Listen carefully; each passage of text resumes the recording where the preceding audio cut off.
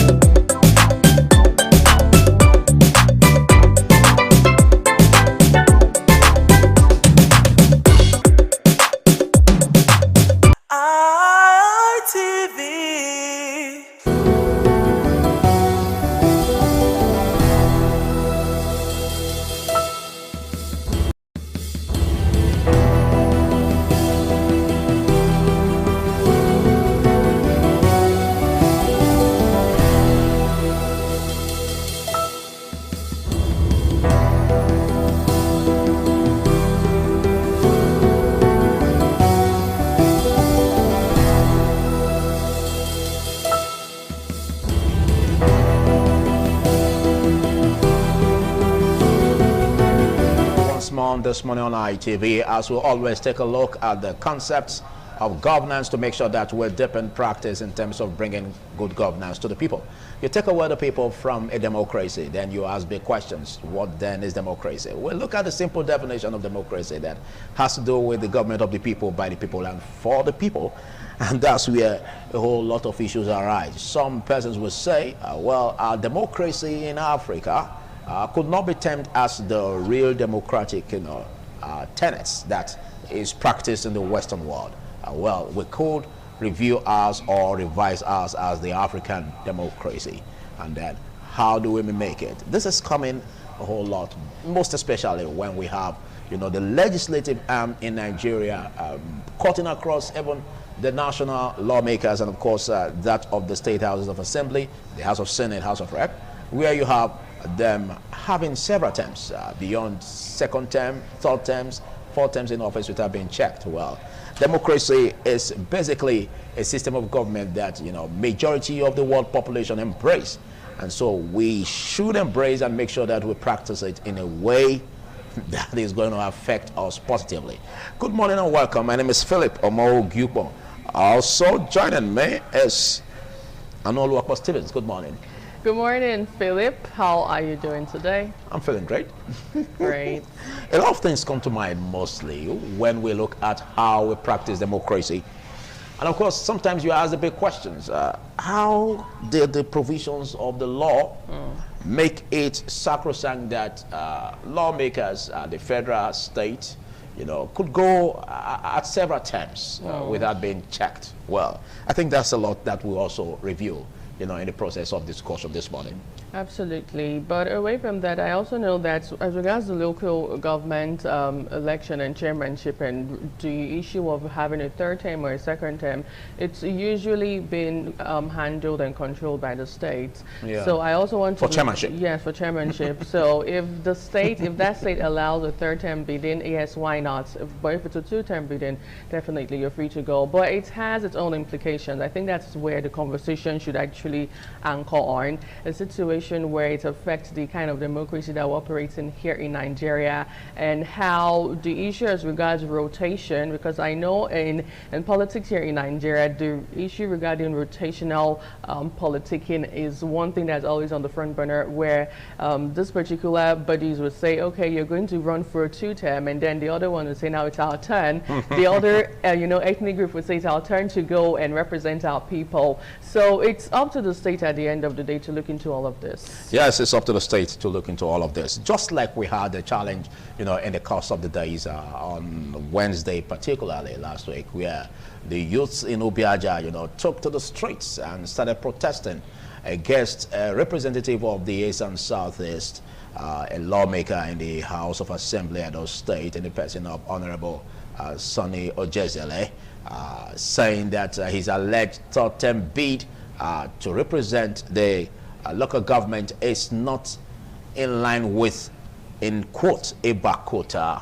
That is to say, political norms, and of course the agreement had at the level of the local government. Well, like we want to extract, what could be the dangers? What does it portend if we have, terms that lawmakers embark upon without being checked? How does it affect our democracy? Does it make democracy to be seen as enhancing good governance if we have terms where they are not being checked? We've seen lawmakers, embark on it like third time, fourth time, even at the national level. And again, you ask, what are the dividends? Or what does this several terms they embark upon? Absolutely. What does it bring to their constituency? And a whole lot we look at, most especially when you can't just have one person doing it all. There can't be just one person that knows everything. That's the conversation. And is it even healthy for democracy here in Nigeria? Just as you did say, how is it going to impact the constituents, the people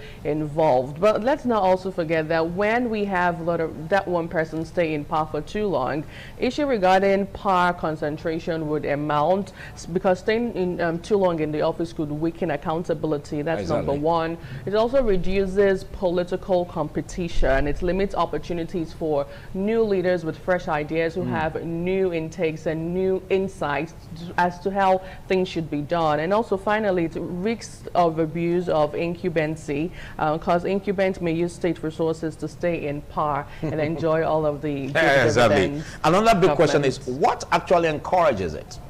Is it for personal aggrandizement, or you just want to be there because you feel you are the best for it and you are the only one that can serve the people the way they want to be served? Well, all of this will be what we're going to be looking at today on this one on ITV. And of course, we're going to be taking a short break, after which we will be bringing you up to speed on what we've got from our other network centers. But just quickly, let's join Abuja Network Center, where we're going to be having what is up in that respect. Dominic Kayamese, good morning to you.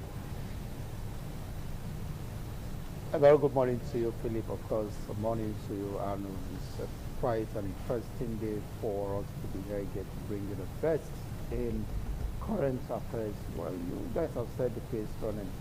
Most of us here in Abuja will tell you that we've seen faces and faces in the National Assembly that some of us we started hearing their names back then when we were in secondary schools.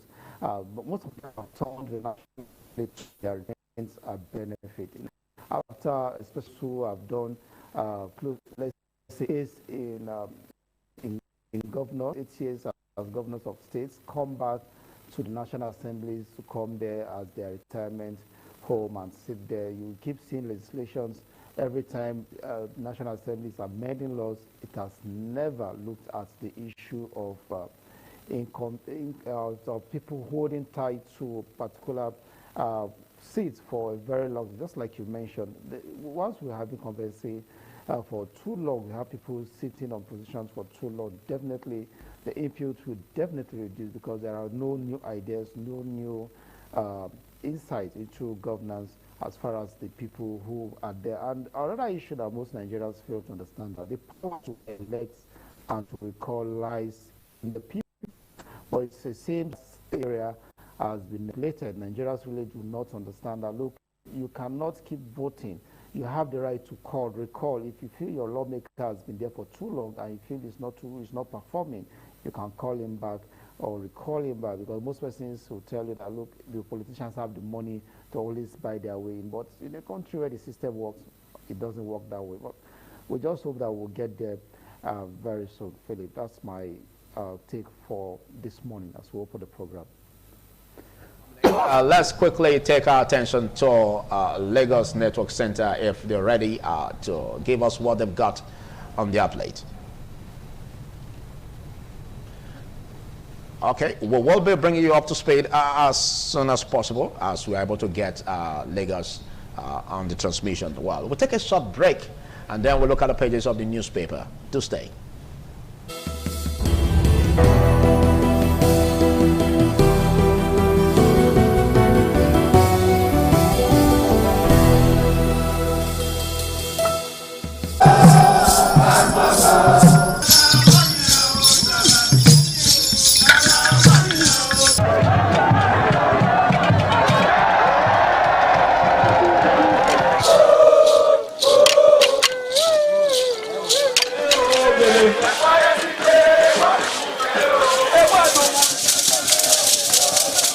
This is Aqua Game, a popular game in Africa played by our ancestors to entertain themselves after each day of farming.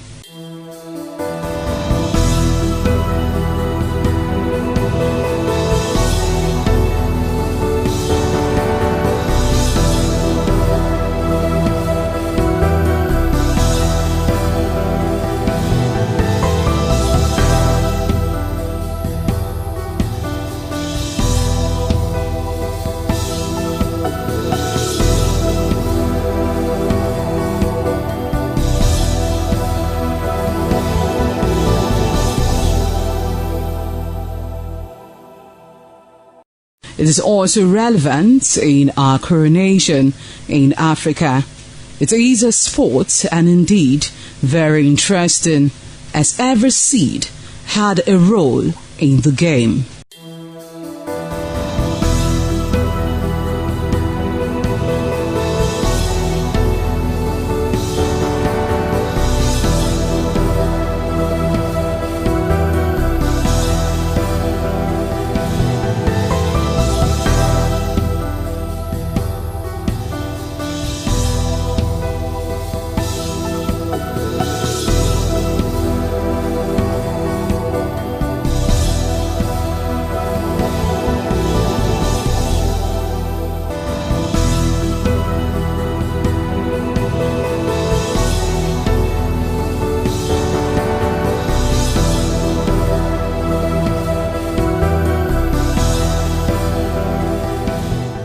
Playtime is 45 minutes per set. There is no age limit as long as you can spin Akwe seed. Ayo or Akwe game, known as the game of intellectual. This game requires a lot of mathematics.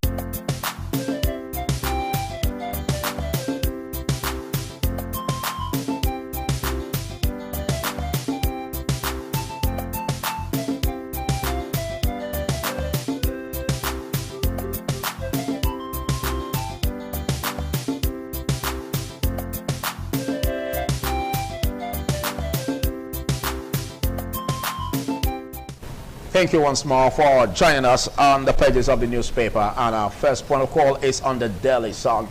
Let's get to see how sunny today is going to be in terms of the stories that the Daily Sun brings.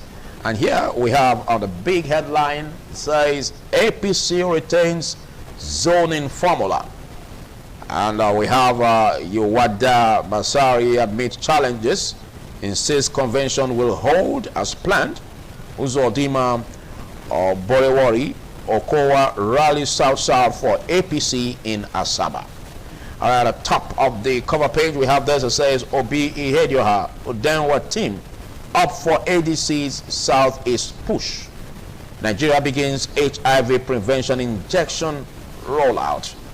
That's a big one. All right. This says these are big photos, and that speaks a lot about what it speaks about. All right, we have the founder here, Tony Lumelo, Foundation TF, and of course Tony Lumelo at the middle with the wife and the co-founder and all that it comes with.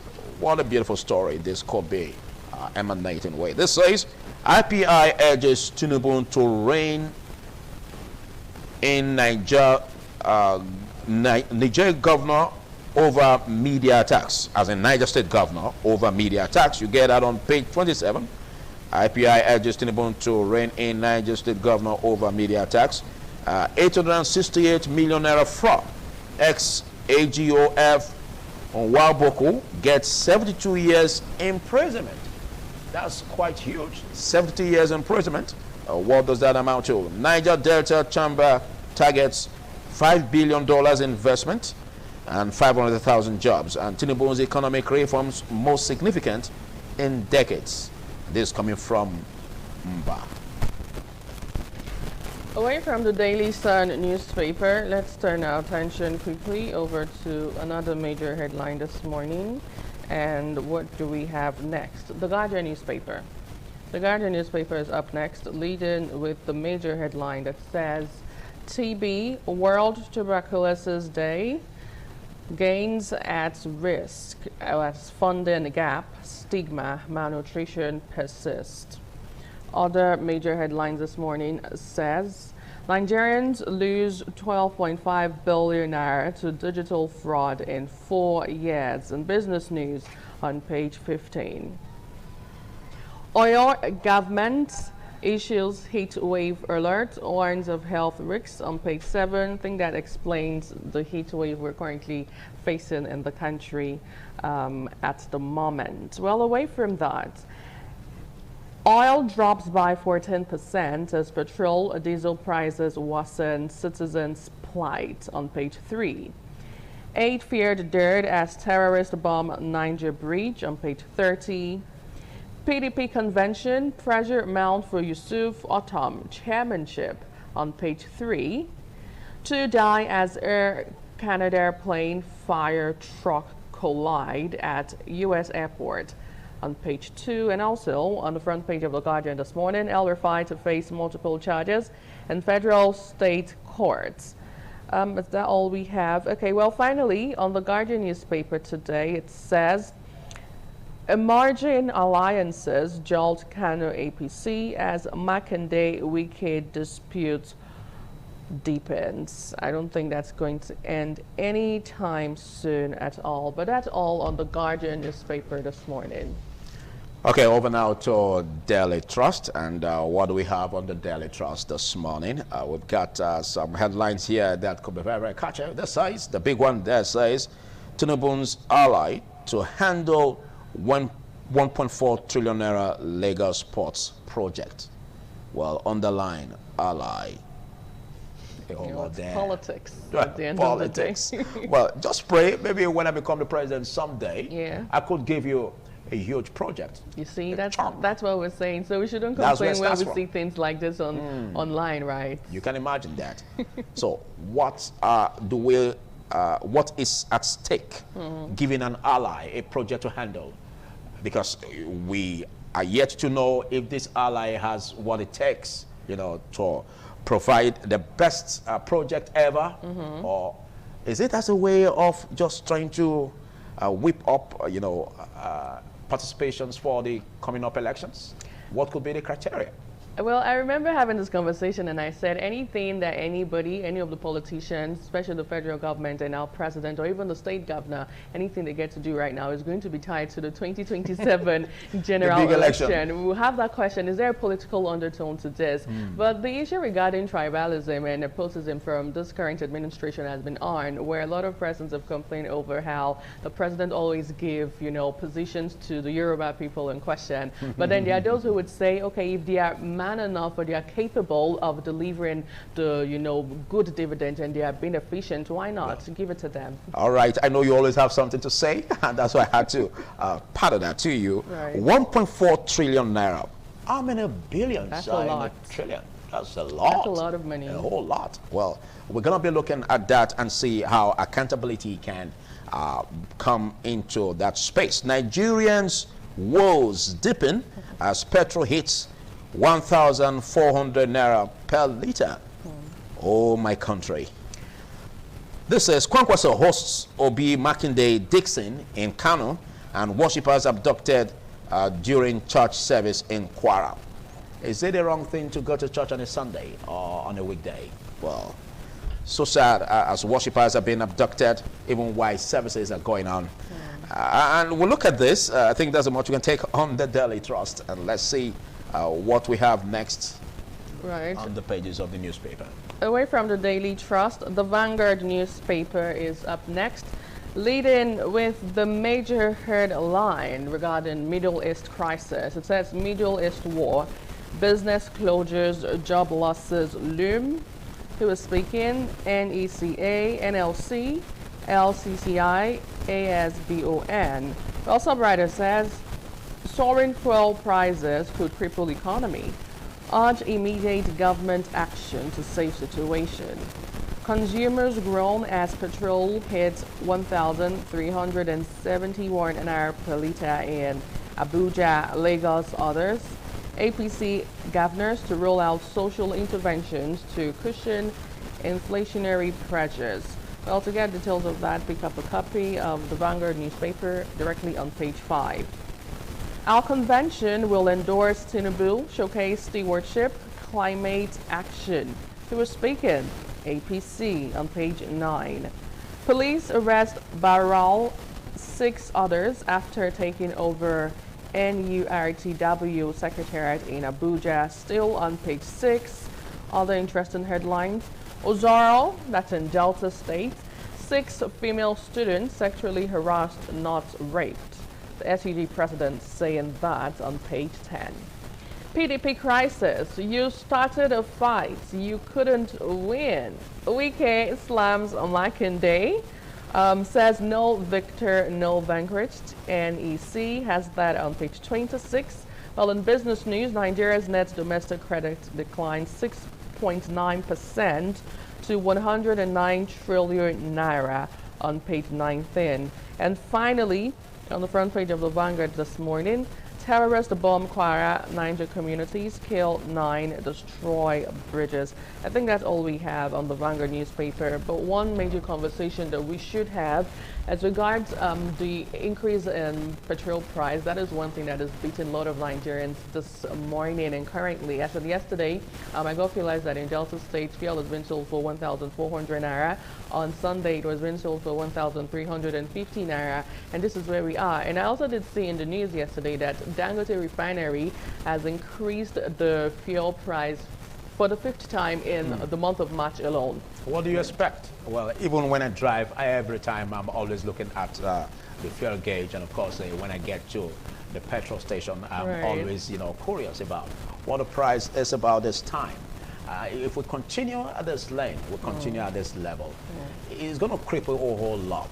And inflation is already rising. We could say it's a galloping inflation. Right. And everything falls on the government. We can't run away from that fact. The government is basically an institution that helps to regulate the affairs of the society, of the state. And it's upon it to regulate it in a way that, the economy would boom and not crumble. Well, the adults would say it's not the issue of the present-day administration, but it's with what is going on in the Middle East, with the Middle East crisis between Iran, Israel, and America. That's not an excuse. That's not an excuse. It's not an excuse, It's really. not an excuse because Okay. we've had this conversation where we were talking about, our refineries. Yes. If they were up and doing, if they were deep into productions, what has the reactions of what happened across the globe? How is it going to affect us? So if we have the Dangote we have refinery. the refineries, working at that level. But the Dangote refineries also embark on getting, imports, which also goes a long way to determine how it sells its crude or petrol. Well, it's a whole lot. Yesterday, Dangote himself had a meeting with President Bola Tinubu, and they had a lot of things to say. But it's also interesting to see how all their African countries, other neighboring countries like South Africa and the likes, are now coming to Dangote for help because they do not want to run shortage of power, of energy. And this is where we are.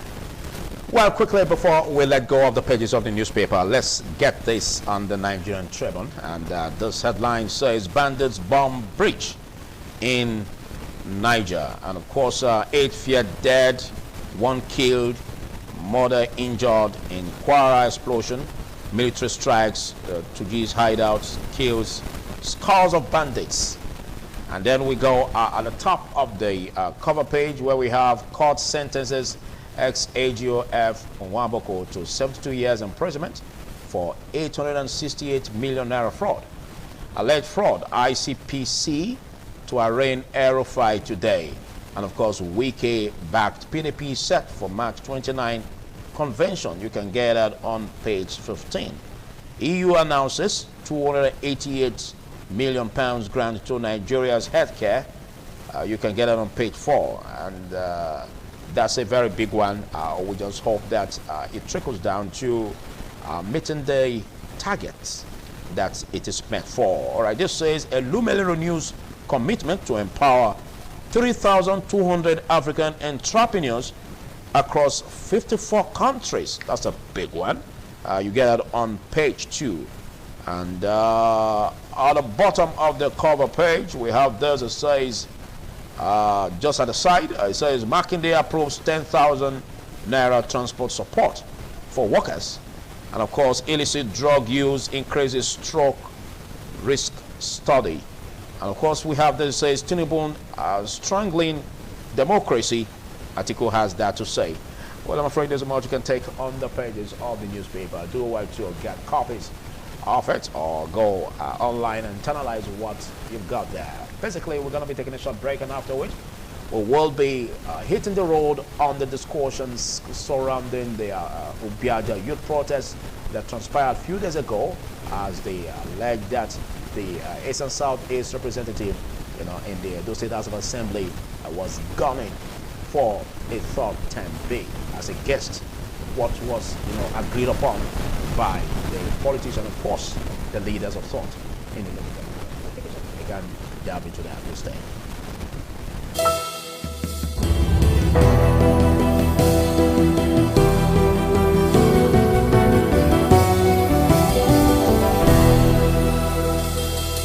Skills. Aqua game is played with carved wooden box containing 12 holes.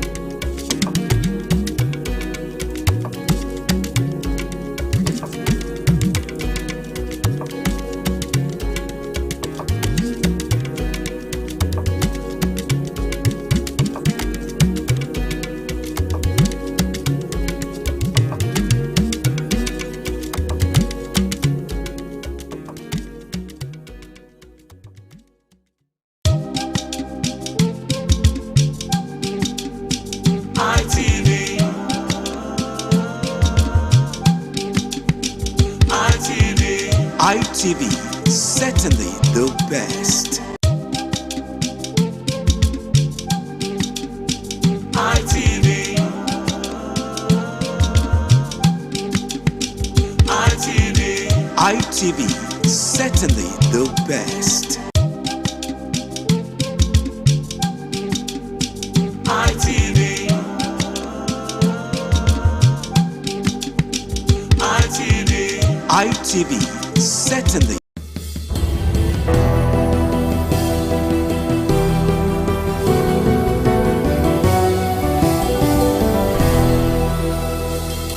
Great to have you join us as we look at the youth protests in Obiaja that transpired a few days back over the alleged third term bid of the lawmaker representing East and Southeast in the Edo State House of Assembly, and the person of Honorable Sonny Ejeziele. And of course, the youth protest went round, from the King Square down to the local government secretariat, and the youths were brandishing black hats about what they demand, and they said no more third term. They do not want third term, and of course third term is inimical to the progress of the land. Well, joining us to discuss this, I have a former councillor of the East and Southeast local government in Edo State.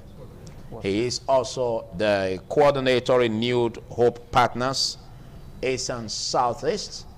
He is a politician and, of course, a businessman.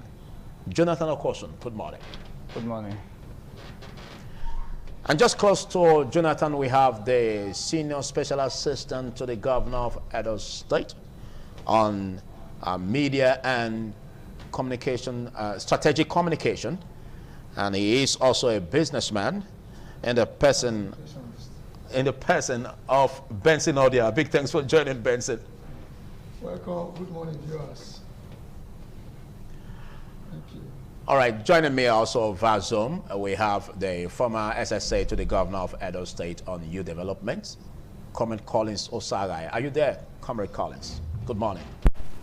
Yes, thank you. Good morning, Philip. Good morning, everyone. That's great. So we have a very, very tidy team. And of course, all of these are from the All Progressives Congress. And all of this also bring up because of what transpired in Obiaja over the youth protest.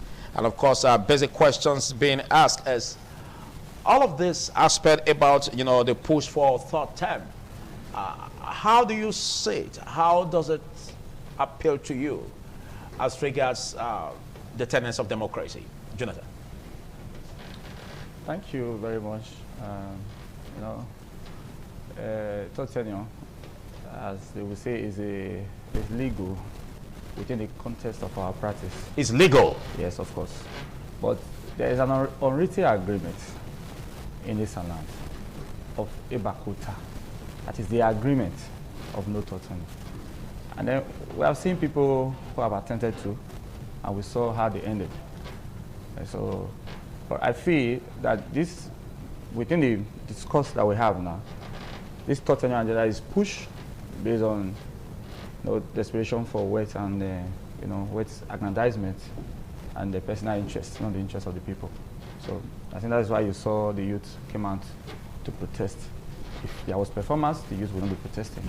If there was performance, the youth wouldn't be protesting. No. Okay, so that takes us to the years he has served in terms of representing East and Southeast. Yeah. He has done 2 terms. Now, are you saying that there's nothing to show in terms of performance at all? Nothing. Or it's not optimal enough? No. I was elected councillor in 2018. And then he was elected member of the State Assembly in 2019. So we were together. As I speak to you, let me tell you something. We are from the same polling unit. We are from the same polling unit in what it was 6 Obiaja. So what I'm saying, I'm talking from what I know, not what is on air. Between 2019 to 2023, what was the record? Other than buying cars for friends, there was issue when he was going for second term. We knew how he won. in the PDP. We didn't hire one. So, but I'm saying that, you know, in Igwebe, the member representing Igwebe, Honorable Ogie Eugene Inegbebo, find out you're a journalist. He has carried out 2 projects each per ward in Igwebe local government. Can you say that in a sense artist? Go to Ebohimi Ward 1. Go to Ward 2 Ebohimi. Go to Ward 3 Ewatu. Go to Ward 4 Ward 1. Go to Emu. Go to Ward 8 and Ward 9. Nothing to show. So, this quest that he's seeking is just born out of desperation for wealth. In fact, I don't want to go more personal because this person is somebody I'm very close to. So I'm talking from somebody I know. So we have discussion. And I saw that the angle he was coming from was not based on the interest of the people, but based on his own personal aggrandizement. Reports have it that there was a time when the youths in Obiaja, you know, had a meeting with the Commissioner of Security and Public Safety, Festus Ebia, to discuss this alongside with the lawmaker. Absolutely. How did that meeting turn out? Because if it turned out well, this is what we shouldn't be saying. I'm coming to that. You know, the Commissioner for Public Safety and Security, right, Honorable Festus Ebia, is a leader that I respect in what he says. You know, I'm just impressed that you said there was a meeting at his residence, but I don't know if you have the details of the meeting. The meeting didn't end well. You told him to his face that we are not in support of this. This is not the desire of the people. And they end up saying, okay, we'll come back, we'll meet with you again, and all that. So the meeting was adjourned. That was what happened at the meeting, because some of my friends, they were there. But, you know, let me tell you something about Sonny Osejo Ojibere. In 2023, when he was in PDP, I want to tell you, when people are talking, then we should look at the character of the person that we are talking about. There was a political instability in the PDP, if you will recall, prior to 2023 general election. That was in 2022. The Legacy group and the Obaseki-led group in the PDP. There was parallel primaries in that election. Do you know what happened? Honorable Sonny Ojezuale Ikpenoe contested in 2-party primaries, parallel, and won in the 2-party parallel primaries. You know why? Because he always wants to sit on the fence to take tickets. He doesn't go with conviction. I was with him. So I told myself, this is not what we want. There was issues in the PDP. And then you stayed in the both parties, conducted primaries in the both parties, and won. That was what cost him the speakership in 2023. That's why Obaseki never trusted him. Then when he now ran to the governor of Edo State, Senator Modu Okpebholo, was because, you know, when you chase a child from the house, and then the child is looking for where he will put his head, so anywhere he sees, the child will enter. So that was what he did, because he was already blacklisted, that we were fighting, we were having issues. You didn't join this camp, you were just there, because you wanted to get a ticket of the party. So this third tenure agenda, it is not the desire of the people. And the reason why the youth protested, let me say this on air, was because before INEC had even announced the date of the election, Sonny Ojezuale had been boasting in Obiaja that the governor has promised in third tenure. So that is why the youth do not have direct access to the governor to ask His Excellency, this is what we are hearing, and this is our position. So what the youth need to do was to protest. Okay. To the party secretariat. Thank you. We have the SSA to the governor of Edo State on media and, of course, strategic communications. So we answer to that if the governor really is supporting him in that against the youths of Obiaja. But I actually engaged Honorable Sonny Ojezuale, and he was supposed to be with us on air, but for very, very tight schedule, he's unable to do that. But he said something which is germane, because you even also said it, that it's legal to run concurrently, you know, even above or beyond second term. All right. He said, I don't know why we are building a mountain out of a molehill. Third term is not a new thing, and even my colleague from Ovia Southwest is serving his 4th tenure.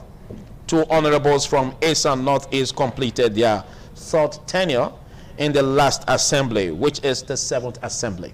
Well, I was taken aback when I got this message because I want to believe that the purpose for which a politician will run for a third term should be germane to a point where he wants to really bring something new to the people, because it has been seen that if you perpetually stay in an office, you seem not to have new things to bring on board, and that becomes gradually becomes obsolete.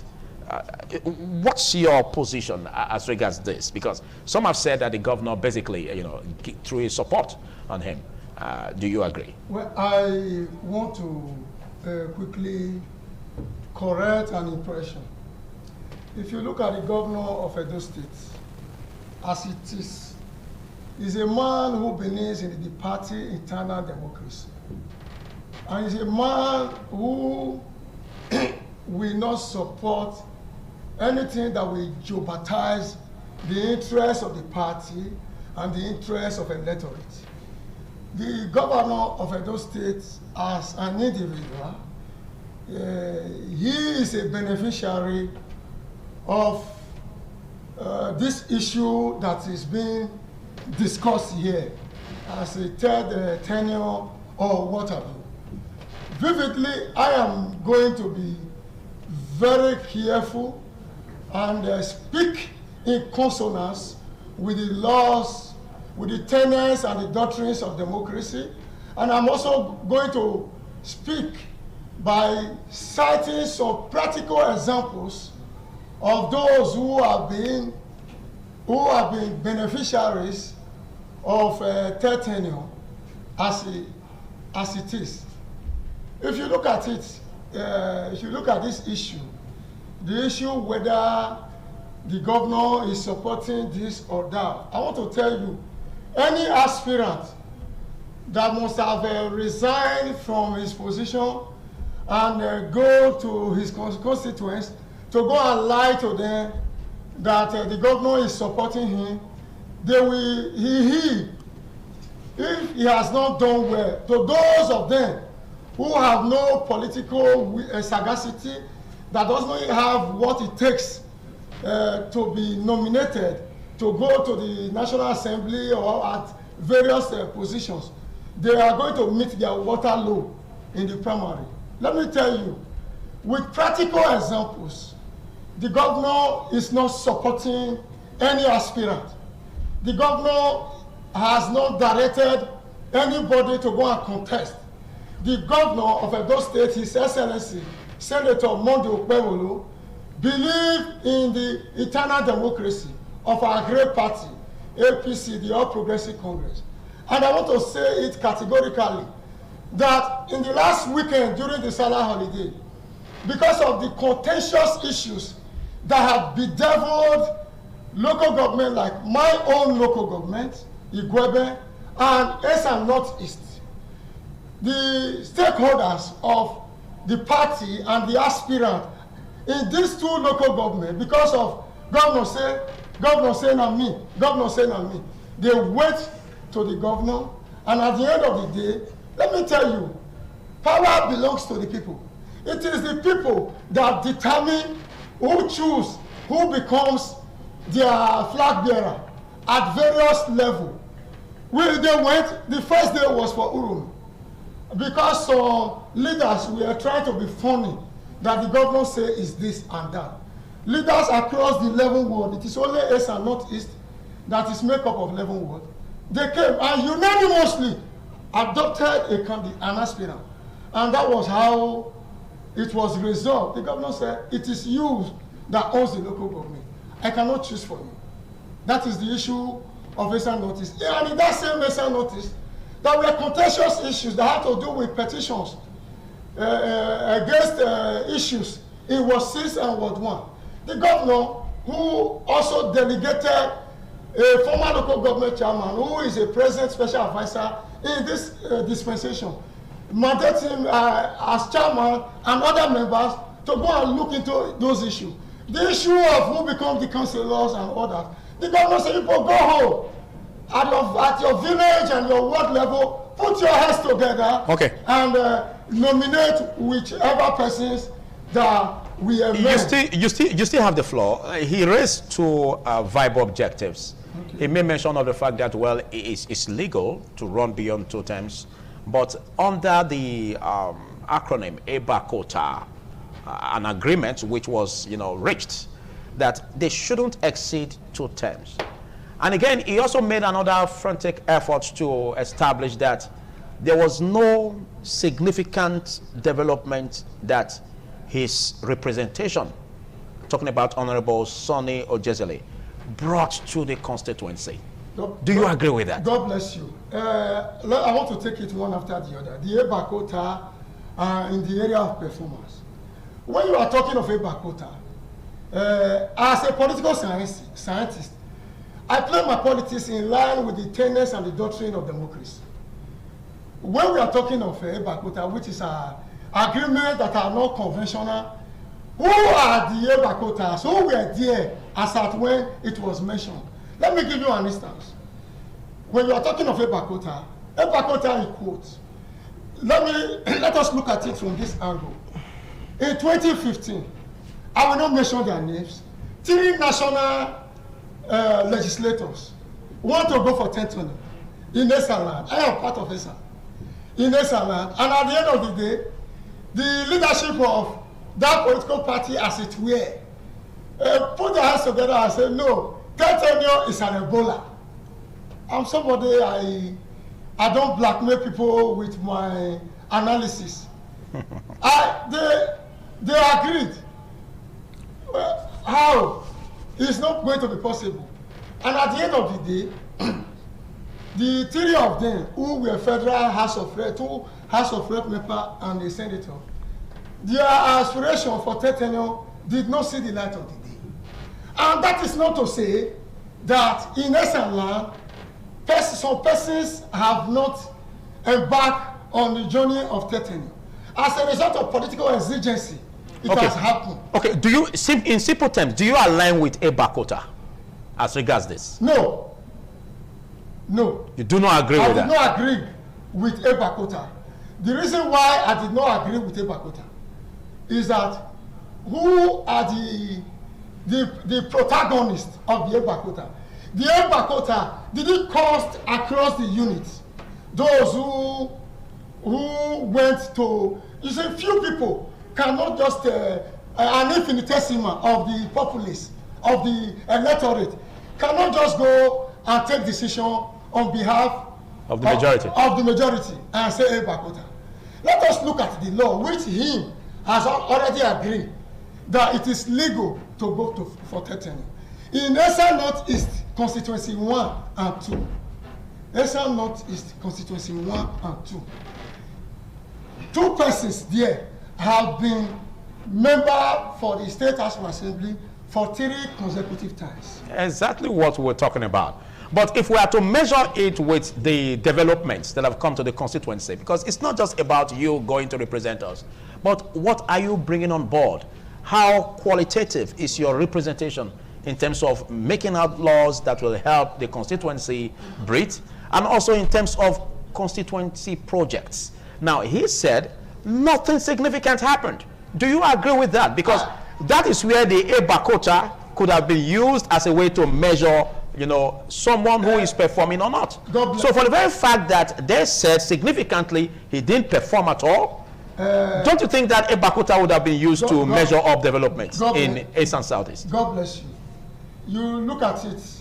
I'm very happy that he made mention of my honorable member just now.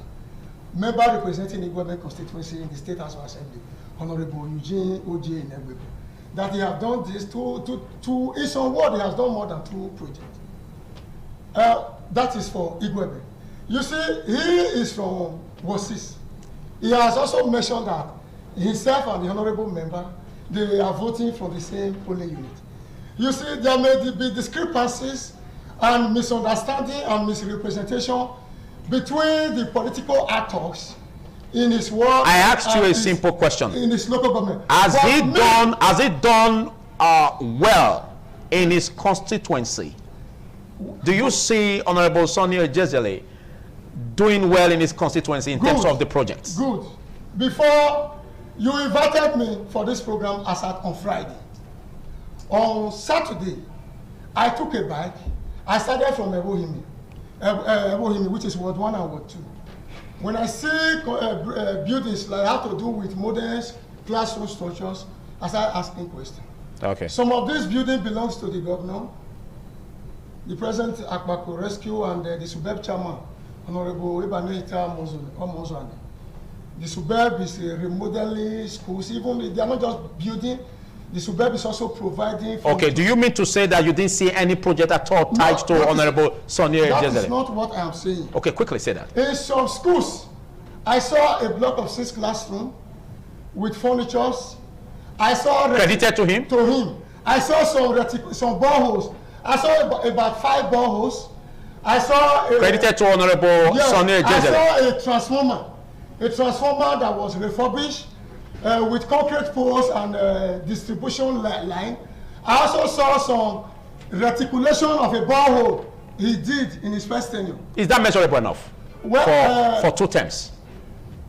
I will not be the one that will judge him. All right. Based on performance.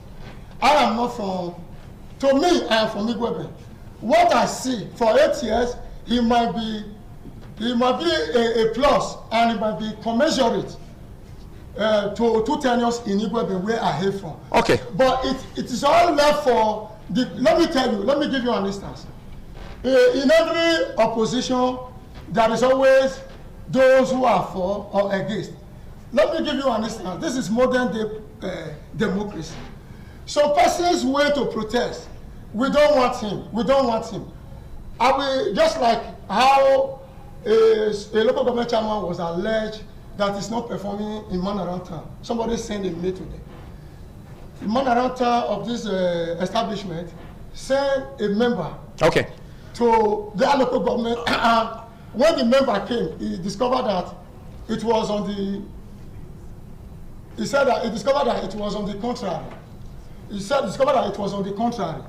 That this local government chairman has built school, health centers, and all that. You see, if we want to get the truth of this matter as it is now, I want you to also go to on-the-spot assessment. All right, thank you. In Eastern Southeast to see what is on ground. All right, thank you. I will not be part of any crisis. You've articulated your point. That we destabilize our party, and I will continue to speak for the governor. The governor is not supporting any aspirant. You've established that. So let's quickly go to Comrade Collins Amadin virtually. You've heard what has been happening, and this is happening in the All Progressive Congress, your party. And we understand the fact that other political parties fed candidates into that election that brought in Honorable Sonny Ejezele. And probably if other party candidates won, it could have been a different story entirely, whether for good or for bad. But let's look at this. Do you see this development happening? The youth protest in Obiaja, the glare of others, even the opposition, as a way to weaken your party, the All Progressives Congress, ahead of the 2027 elections? Because reports have it, like what Jonathan Okosun said, that he has not done measurably well for 2 terms that he has been serving the East and Southeast. So what do you make of this? Do you see this as weakening your party ahead 2027? And what is your take about the Honorable gunning for another 3rd term? Yes, thank you very much. I hope you can hear me. An election, you expect different issues to arise. The only unfortunate thing we hear or we see today is that people wanted to use the name of the governor, to create an authenticity in some area. If you have done well, you are close with the people, yes, it is fine. Governor is human. He may have sympathy for 1 or 2 persons, owing to the fact that he's also a politician. But the governor that I know, Senator Monday Okpebholo, is very discretional, very understanding, because he came as a result of a lot of push, and by the grace of God, he now won. So he faced real challenge, and God gave him victory. So he should also understand that in some cases, people will certainly face challenges, when it comes to times like this. But there is also another thing about the party who have over the time emphasized that there is no old member and there is no new member in APC. From the very day you come, you have the same right as a future old member. And maybe probably that has changed some narrative. So even when people begin to cry and say people have been there, you can even see in the present administration, both at the state and even at the federal, most persons occupying a sensitive position or big position were all the people who just enter the party. For all to the father, that is the slogan of the party. So if probably they wanted to change in a serious business, maybe some of those sections should be amended to say maybe if you have spent a particular time or particular years, you should have a certain opportunity. For the fact that those things are not there, first, some of these cries may not really hold water. And two, for the young honorable recontesting, is constitutional right, sure, to do. We have had constituents across the country where people are even doing 7-10, but it also depends. What is your relationship with the people? Do you win election and off your phone? And after 3 years, you on your phone. You begin to kneel down from one leader to the other, haven't paid those leaders. Those leaders, 3, 4, 5 persons will sit down and think they have taken decision on behalf of the majority. So you should understand that the majority too will not take it for granted. And many people have always been domiciled because they feel there are 1 or 2 persons I will meet. Either I pay them in dollar or I pay them in a volume that they cannot reject. And haven't done that, or they have so much money they have made, they have gone outside the state to raise some money, and they can just say no. But when you are grassroots, when the people love you on their own, even if you are bidding for third term, there will be that soft spot that, okay, his performance is worth it, and what do we do? Can we have a review? And you do all of this with humility, not oppressive, not domineering, not saying AYZ is carrying me. Yes, there are some people who will come to the party today, and mostly in Edo South, for example, where I come from and where I vote, and where I'm also one of the young upcoming leaders. I can give my support to you, even if you have just come yesterday. Like my constituency, for example, Oredo West, where I come from, I was supposed to contest. I had the interest, so I contested for the House of Assembly. But when I saw the young man that came there, with Dr. Edosa, though he just came from another party, not just too recent, but he's over almost a year plus now. I saw reasons why I should step my interest, because his performance is overwhelming across every ward in the constituency. And it will be hard to beat his record. But though he's just going for the second term. So when we have people like that, who even when he joined the party, he did not see himself as a stranger. He's aligning with the people, he's aligning with the big, he's aligning with the small. The people will certainly have interest in such a Okay, Comrade Collins, you've established your point, but let me ask you this simple question that demands a very direct answer from you. He is representing East and Southeast in the State House of Assembly. Do you see what he has done so far, in his constituency as measurable enough to even deserve a third term? Now, when you talk about continuity, sometimes continuity or having a constant support may not really have to do even with physical project. Because first, lawmakers are not embedded that they must do physical projects. They are legislature. They are to propose bills and help to make laws that will help the betterment, of the society or of the state where we are in. But even if you not have physical projects, it's as a way of extra commitment or graciously graced, by the executive to say, okay, let us have some of your major constitutional problems into the budget, and they so do. Sometimes people love you and support you based on your relationship with the people. Okay, which Comrade is Collins, the first. I got that. But I don't want you to beg the question or run away from it. Whatever way you want to assess, how do you assess his performance, Honorable Sonny Ejezele's performance in his constituency? That is what I have said, and I'm reiterating again. It is in different measure you assess people's performance. Are you talking about the empirical job he has, probably infrastructure that he has attracted? If we are talking about the physical, For example, do you know how many people he has been paying their hospital bill, paying their school fees? So it depends. There are things we know, there are things we don't know. But it actually depends on how close it is to the people. But when it comes to empirical infrastructure, I really can't tell because that's not my immediate constituency. That of my immediate constituency, I can really talk about. Though that constituency, I may have relationship across the state that I know some areas, but you can bet me, I cannot directly tell you his level of performance. But let the people always be the drive of such processes by choosing who represents them. Thank you, Collins. So Thank you, for Collins. the fact that you know the president, you know the governor. Thank you, Collins. you Let's make get back to the you, Jonathan. Let's look at what is happening so far. And politics, basically, it comes in different dimensions. You could see that the party leaders could just come up with a decision today and say that he's being supported for a third term. How would that make you feel? Because I know you are a politician and you are looking for another position in 2027. So how would that make you feel? Will you leave the party? No. What do you think will also happen to the youths in Obiaja? Will that cause a rift in the party? Yes, that would be an issue. But let me say this. I'm a core party man. You understand? So I will not leave the party. One thing about contest, you contest to lose or you contest to win.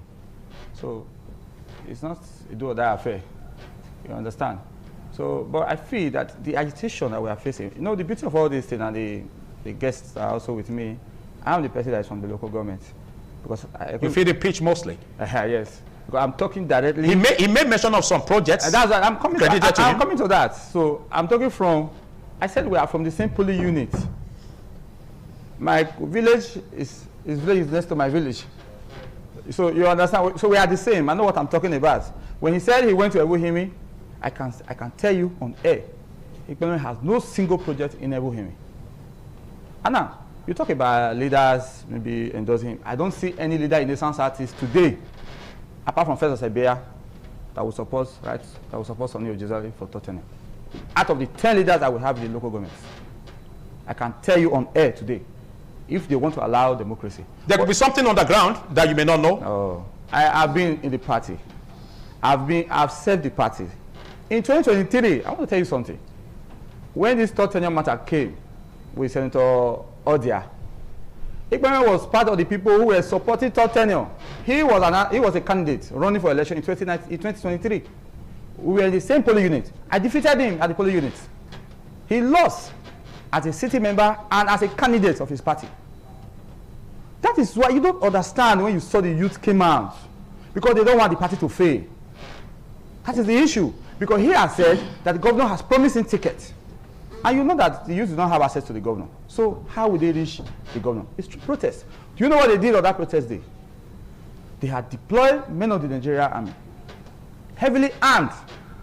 They had deployed men of the Nigeria police force by the council chairman, who is a boy. To stop the protest? To stop the protest. But the protest was peaceful. The youth, they knew what they wanted.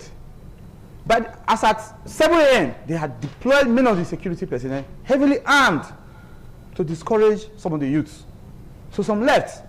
Even some of the youth told me that some soldiers were telling them, they could not use in our head, though, that we were on a mission. So, but those guys, they comported themselves, they were peaceful. Do you know what happened? The council chairman, upon hearing that the protesters were going to the party secretariat, organized a counter-protest with 5,000 naira. There's a video of the people they promised to pay 5,000 at the end of the protest, they did not pay. Do you know what happened? Let me tell you. The council chairman. That's a negative trend also coming from your party. No, I'm coming. No, I'm coming. I know these people. Vote buying, for instance, also started that way. No, I know these people. I know them because we have worked together. Okay. The council chairman, he's my friend, went to the party secretariat. He has no jurisdiction. The protester didn't go to the local mayor council. They were at the party secretariat. He is not a party official. As you saw in the video, he was saying, did you tell your leaders that you want to come and protest? I mean, protest is a civil right of the citizen. He left his jurisdiction and went to the party secretariat, carried out a counter-protest at the same venue, at the same time, a council chairman with the chief security officer of the local government. That's to tell you the politics that they are playing. Sonny brought the guy. So they are working together. The chairman. The council chairman. So before Sonny came to the party in 2024, there was political stability in Obiaja. As I speak to you now, the party is divided. With Sonny Ojezale Group, co-chair with the Commissioner for Public Safety and Security, and the other group, Inubiaja. Do you know what happened during the councillorship nomination? The party has said, you know, what I like about the governor is somebody that listens. He believes in carrying everybody along. The governor said, let there be 30% women inclusion in the election across the states. So the leaders had met, and they said 3 females must come as councillor. They zoned this councillor, 1 to Ward 6, and the other 2 to the other wards. Then the party, and the leaders of the party unanimously endorsed Odegwu Apama. At the meeting, Ikpememe and Ebea was there. They did not object it. What do you call him? Ikpome? Ikpememe, Sonny Ojezale. Ikpememe, that's the AK. Yes, that is, yes, it's also known for that. What does that mean? A good seat. Whatever. So he was there. Fellows Ebea were in the meeting. Together, they did not object. But you know what they did? After they had left the meeting, they went for plan B. Do you know what they said? That the lady was seen with me in a leader house, but because of that, she will never be a councillor in the ward. They now went and brought in a PDP member who is not a card-carrying member of the party. And even as I speak to you, she's also an SA to the Edo State Speaker. There's a electoral act that says all appointees seeking for elected position must resign 30 days before the primaries. As a follow-up, the Edo government released a memo on 27th of February directing all appointees to resign on or before 3rd of March. Do you know what they did? They brought that lady and they said, this is now the person they have endorsed. The 2 of them, in quotes. That's the crisis in Nubia as I speak to you now. Sonny brought crisis to the party. When I defeated him in 2023, he called me in the polling unit. You're my brother. Because you can't win. If you have performance, if you have done well, the people will be by you. There will be no protest. Somebody will be talking about, don't go for third tenure. Because why the youth are saying it?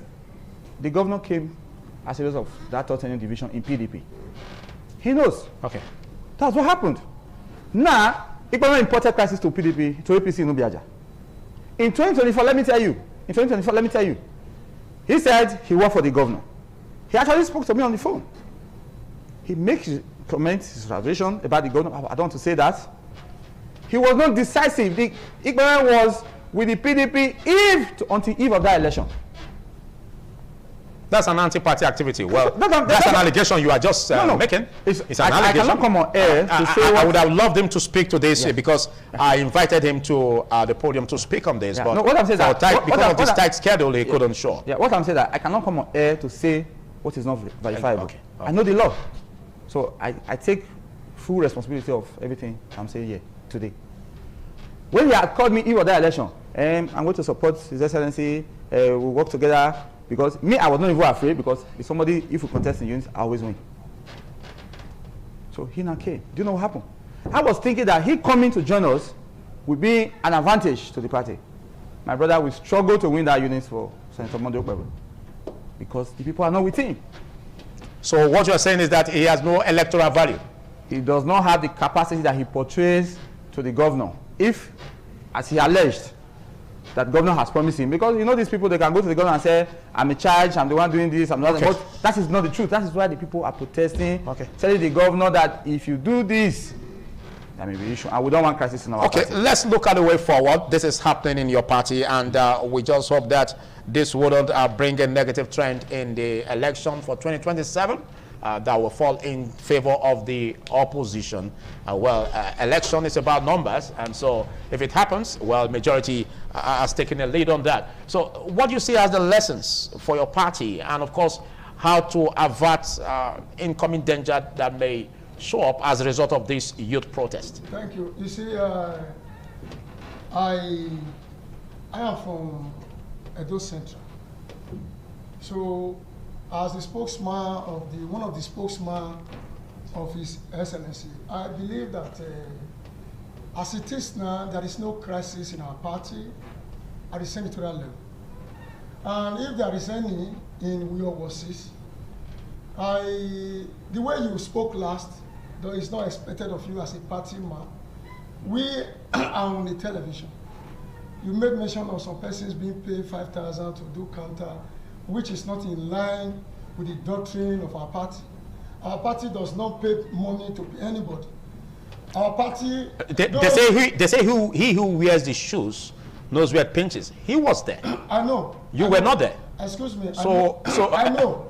Don't you think you lost the local standard to speak in that direction? Because he must have seen them, but you didn't. Whether locals, I don't want a situation whereby they feel that it is only Obiaja that constitutes a southeast.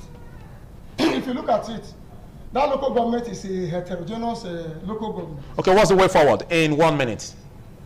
Fine. The local government, if you go to Uboha, they are united. If you go to Ebohimi, they are one. If you go to Evato, they are one. If you go to Emu, Okwesa, another ward. The area where they have this issue, Ubiaja is made up of two wards, Wosis and Wosebu. Wosebu is not part of this political imbloom. Okay. It is just within the Wosis, an eternal wrangling within the Ubiaja axis. Let me put it that way. He said that's not true. Ubiaja axis, the 6 and 7 are the case may be. Okay. But I want to say here that local government has one of the most organized local council area. There are persons from Ifeku and Ilushi that speak another Igala language. Okay. There are some along Inyene axis who speaks Delta Igbo. Okay, time may fail us for you to say all of this. Areas are united. All right. My recommendations for them is that they should rally around their leaders. He is talking about some persons being paid or whatever. Even that protest can be a sponsored protest. Okay, let me quickly cut in. You made mention of something that is not true. Can you quickly say it before we lost that conversation? You know, he's from Igwebe. I'm from Ubiaja. I have not said here that there's crisis in the local government. I didn't say that. I said within the Ubiaja houses that Sonny has created division in the party. That's what I said. And I gave instances. Because when you are saying, you have to be practical with your response. Okay. You can't just say because you assume that this thing is like this. When I say they pay 5,000, there's a video, which if the ITV one can send to you, where those who carry out the pro-third tenure, they were saying that the money they were promised that they were not paid. Sponsored by the council chairman. He is a council chairman. He's not supposed to do that. Okay. So I'm not the one that is dragging the party to the moon. Let's quickly come to you, Comrade Collins, for your roundup on this and what do you see as the way forward in 1 minute? Okay. Anyway, the way forward is the fact that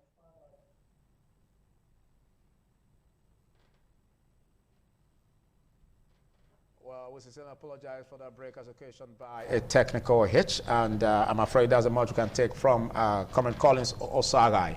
Well, let's take your roundup on this. Okay, we've already done that. Let's take your roundup on this, Benson Johnson. My message to the party. Jonathan, in 1 minute. In 1 minute. I am, like I said, I'm the coordinator for the Renew Hope partners in the local government. I've heard of that so many, even during the election, I was the publicity directorate of the campaign council in the LGA. So we want the best of our party. And I'm also here letting the governor know that if it is true, what Ikpaname has alleged, that he in the Excellency has promised the third tenure ticket, that this is alien to our practice, and I'm speaking on behalf of a lot of voices in Ubiaja. You see that protest quickly. Okay. It was not just carried out by Ubiaja, across the local governments. Across the local government. People came from Ebohimi, people came from Wadna Ilushi in that protest. So it's massive. It was massive. That's the issue. That's the issue we are saying. That we do not want issue. That because you should stop using the name of the governor to say governor has said this. And that's why people are angry, because the governor came through as a result of the third tenure. That didn't work. And Ubiaja voted for the governor massively. When you said he should stop using the name of the governor. Yes. Would he boldly use the name of the governor if the governor is not supporting him on that? In politics, people can say things. Like he has said, he's an appointee of the governor. I am not. But you heard it when he said the governor did not promise anybody any ticket. In fact, during the Congress, that could be political. No, it's not political. During the Congress, the state chairman said it. That nobody has been promised, everybody must go through the primaries. A direct primary. That's what the party said. Okay. So that is the issue.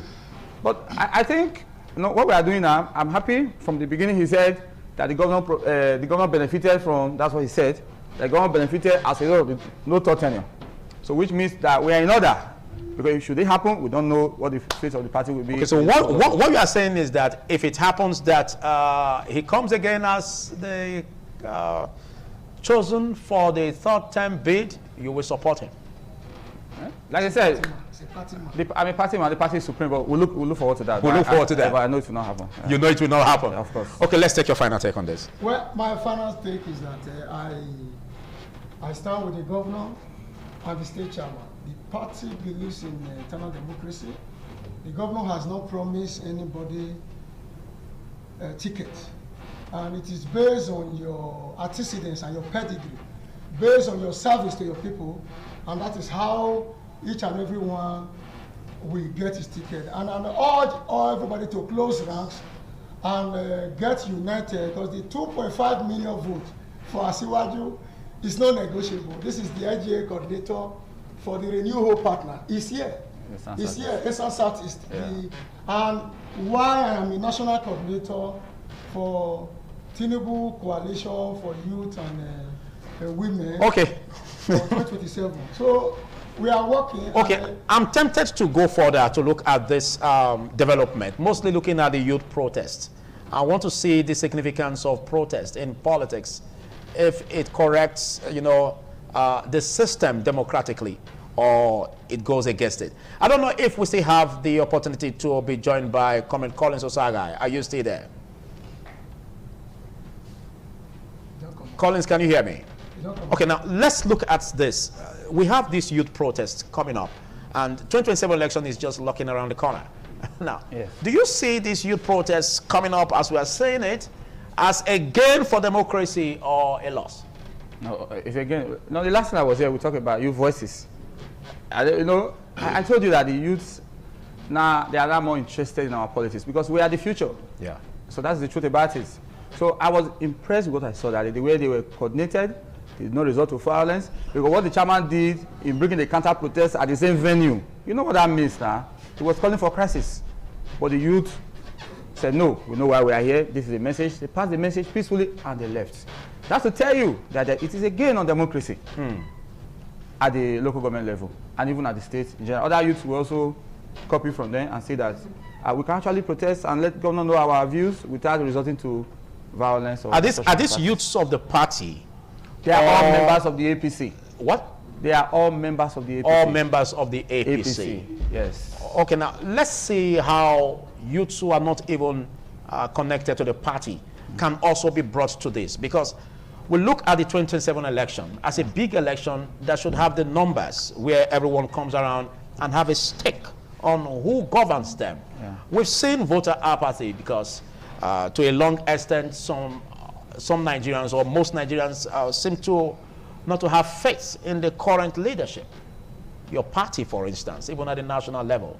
Now, how do you see this build up, for a situation where we can have this anomaly corrected, and then we have quite a number of youths coming up, to make their voice felt in their elections on those who should govern them? How do we build this, looking at the Ubiaja youth protest? When you talk about the youth, you see what is happening at the national level. You saw the City Boy movement. You saw people who are members of that movement. That to tell you that there's a shift from where we were. Wow. So even at the local government level, I can tell you, I am the coordinator for the New Hope partner. We have an office in Ubiaja. We are reaching out to our youth, and we are letting them know the reason why we must consolidate on President Bola Tinubu mandate. Okay. We have to consolidate because this is the best for the country at this time within the context of our practice. Well, other political parties are involved anyways, because if you look at what is happening, the issues about insecurity, your party seems not to have changed anything. We still have this problem of insecurity. I know I don't have the right panelists to anchor that. But the truth is that insecurity is a global concern. Oh, it's a global concern. As at the time your president, the president of the Federal Republic of Nigeria was contesting, he didn't say this.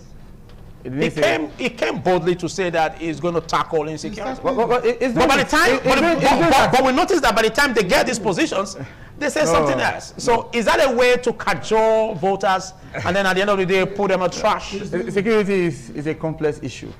It's not something you can just, wake up, just wake up and say, let me resolve it. No, it's working. I can see significant changes from where we were and where we are now. I'm not asking you if it's working because I know basically you won't tell me that it's not. I told you that I came here. I'm saying because you made mention of the paradigm shift. Yeah. I'm saying with what is happening, if the youths come up and speak with one voice, it may overwhelm your party in the next election. The youth are with us. The youth are with us. Okay, anchor that. My colleague will. Let me comment this way. It is very, very sad that youth are protesting in Obiaja. All right, thank you. Let me come in. Thank you. I'm afraid you will come in the next episode. Today, big thanks. This is the much we can take on this. Big thanks, Benson Odia. Today, by the grace of God, this government have engaged youth in diverse positions. All right, thank you. Even at the national level, youth are senior special assistant, they are special advisor. Okay, thank you very much, Benson Odia. Big thanks, that's the much you can take. Big thanks, Jonathan Okoso, a businessman, politician, and of course, former councillor of the East and South East. Big thanks for taking our time to be part of this, and we wish you the best in your future endeavors as you look forward to 2027. Well, we now join you, Dominic AMSA of our Abuja Network Center, to take off from where we left off.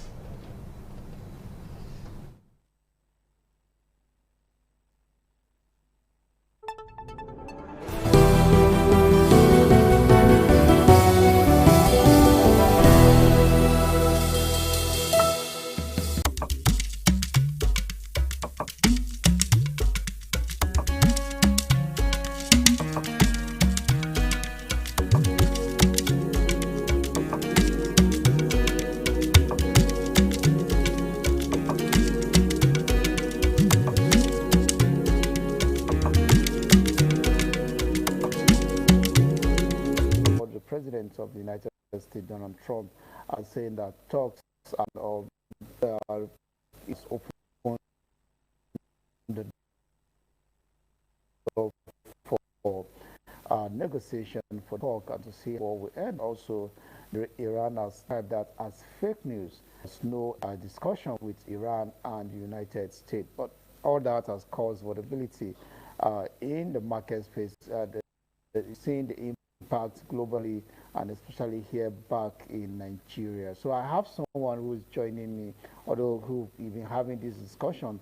This is the second time since the war broke out that we're having Ishao Aliu, the economics, will giving us an insight of what Nigeria is going through, especially as it's concerned our fuel economy. We all know that Nigeria depends on oil for its economy. Yesterday, fuel price raised to 1,400, depending on where you're buying from. I want to get your thoughts this morning, Shewali, if you can hear me. What is the impacts of this very world 26-day counting?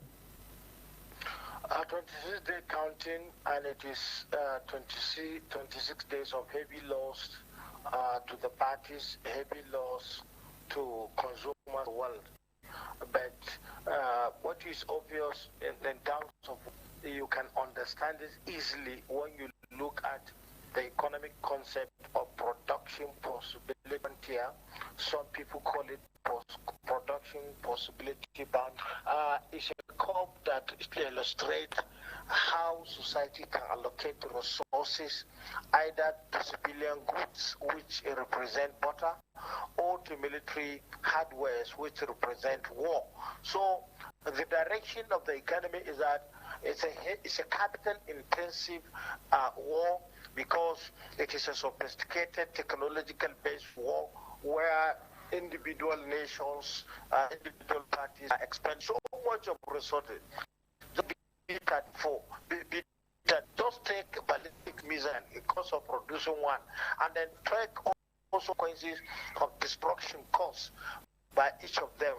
And you come back to trading Hormuz, which allows of the total world trade in terms of oil supply is affected, then you take the consequences that's attached to the trade volume.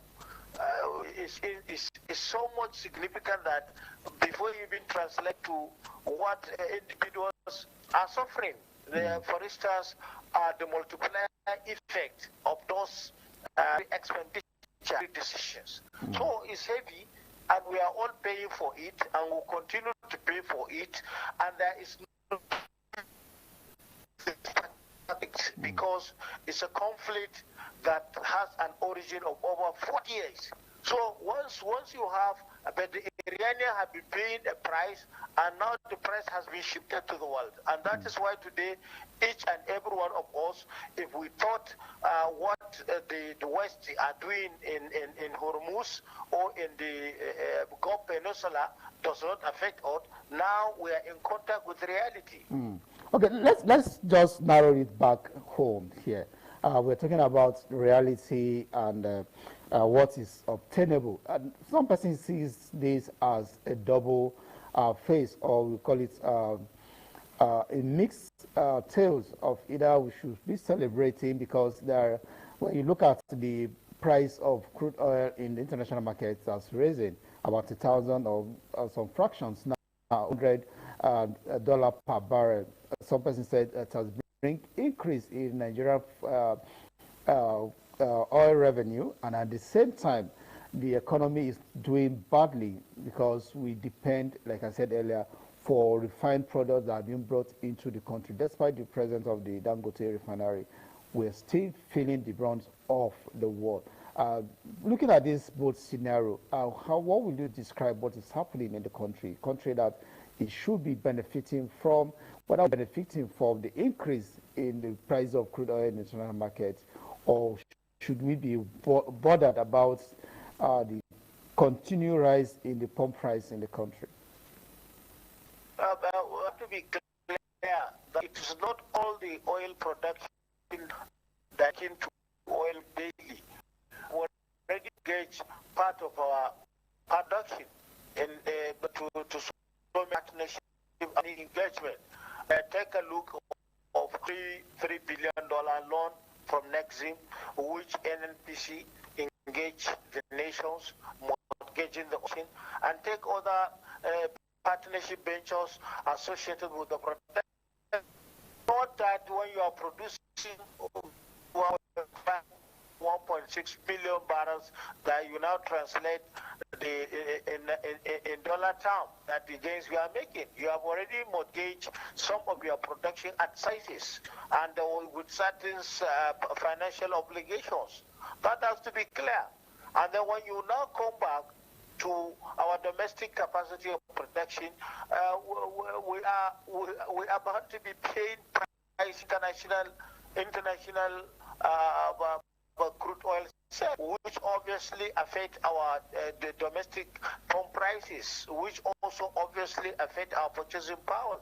So when you come to narrow it to an individual consumer or to an individual household, you realize that all the gains that probably may come as a result of rising crude oil prices in the global market, you now realize that the loss we are making in terms of what we are paying as a multiplier is times 3 of what the nation is gaining, because what we are losing it instantly, but what we are gaining, we are not getting it instantly, and it is not being translated instantly. So it is better for us to have pre-conflict prices, pre-conflict revenue, so we can have our pre-conflict standard of living. Well, Nigerians would like to understand when you say pre-conflict crisis or prices. Can you break it down for us? Let's get what I mean is that before 26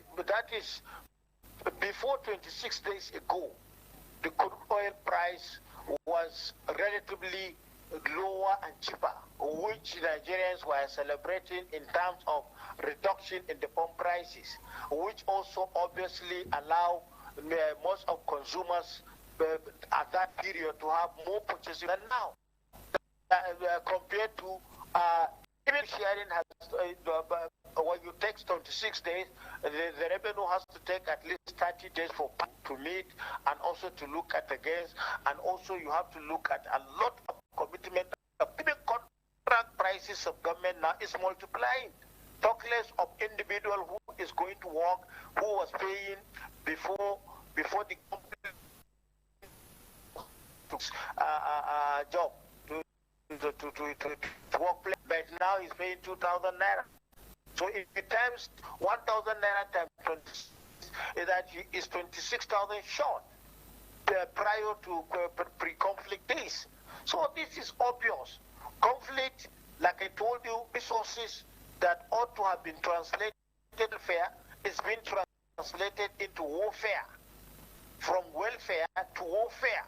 One ballistic missile that is destroyed, one F-33 jet that is destroyed, is equal to multiple of state budgets. So these are colossal loss, and it is a war is supposed not to take place in the first instance, because prior to this the pre-conflict time, but the world was recovering from different economic misbehaviors of some states, and now they have increased the tension.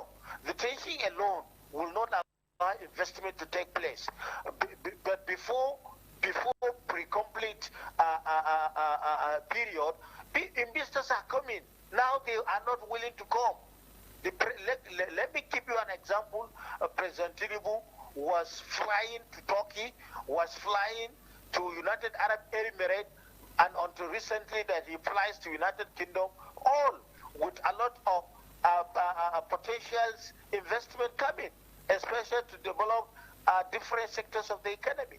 But they cannot manifest because of the war, because traveling, aviation is affected, water transport, blue marine economy is affected, the energy is affected, and when energy is affected, the multiplier of energy to our production lines is also multiplied. So all this multiplication, it doesn't do good to any economy, and it doesn't do good to any individual household. Okay, I know there is a global shock for many households, especially those in the developing world. And if you look at what is happening, for instance, in the U.S., there are questions about the president going to the war without getting approval from Congress. There are questions about the 200 billion naira that is being requested to fund this war. Just like you mentioned, so many money goes into that. The U.S. have said they spend $2 billion each day to execute this war. Now, if you look at their economy, they are also feeling the brunt. But there are other measures of trying to absorb this pain to ensure that it's not trickled down too much on the citizens. Do we have, should I call it palliative? Many analysts have questioned the government's plan of either putting in to tackle welfare, or some persons have even argued that we should return fuel subsidy at a time like this. What measures do you think the government is actually looking at, or should be looking at, to ensure that we of Nigerians as this war rages on? See, during war economy, there is expected a behavior of self-defense. And in self-defense, nobody can put any sanctions against you. The only alternative subsidy is not an option, because you cannot give politicians an option of subsidy in an electioneering. That subsidy will never extend to more people, but some people below that is at below the line of leadership will take advantage of the subsidies and then give figures for reconciliation purposes. So what is more time that we fail to do is that we have we have a possibility of our production target, crude oil. That production target that we are enjoying, we're supposed to increase the capacity. When we increase the capacity, we feed our local refineries. When we feed our local refinery, we maintain with stable pump prices. That alone will assist the economy. And we cannot talk during war is going on, and all nations are taking drastic decisions to protect their economies, and we now choose to be left at the mercy of NNPCL, who is willing to sell at higher prices, and at the end, the higher prices cannot translate to revenues to the federal government. We have seen that in the 90s, when over $4 billion was said to have been realized, and at the end, it was spent not in line with any budgetary provisions, and at the end, it becomes a subject of discussion in our academic lines. So, the most unfortunate thing is that we have an advantage of having a refined capacity, and what we expect NNPCL to do is to make a pronouncement that from the beginning of the war till the complete subside, the NNPCL will be supplying crude oil to the domestic market to have a cushion effect to the general price, to the stability of price. How many of these refineries are truly working, apart from the Dangote refinery? I know we've talked about modular refineries in some states, but how many of these are working? Do you think we really have the capacity to absorb this? ITB, what we're supposed to know is that we cannot just say modular refinery in an economy that you are looking for over 20 million to 50 million PMS in the economy. What we are looking for? We are looking for efficiency from the NNPCL to give an efficient refining capacity of world standard. We are not. The refinery that is producing 650,000 barrels per day, and if you put the entire moribund refineries is being under NNPCL, the Warri, Port Harcourt, Kaduna, when you put all of them together, are not up to 650,000 capacity barrels per day, and they are absolute. We are having a refinery that is attempting to produce over 1 million for 200 barrels per day. So we have the capacity. All we need is not that we have plenty, and that is why I recall vividly, what we need is an efficient refinery, not inefficient numbers of moribund refineries. But still, what we are expecting to have a perfect monopoly is to have a combination of another efficient refinery, which also is coming up. So, but we cannot continue to rely on refineries that are not certain. They will start today, and the next tomorrow they will say one technical fault is detected. This is not going to have any economy. Yes, I quite agree with you in your last comment. We cannot continue to have that, because we've seen that so much has been put into these moribund refineries that have been lay off for a very long time. But as we begin to wind down this very discussion, let's look at the short measures. What you talked about now, some persons to look at it as something in the long run, which has been put in, and yet they've not been back to work. In the short-term measures, what do you think the government should be doing? Because I know that in the beginning of this world, the federal government made pronouncement of making available about 1,000 kits for CNGs. Not everybody in Nigeria uses CNG, even though we have adopted that as part of energy consumption. But Are there other measures you think we should be putting in place? Social welfare measures that government should look at to ensure that, okay, fine, households should do this. We saw how we handled the case of during the COVID-19 period.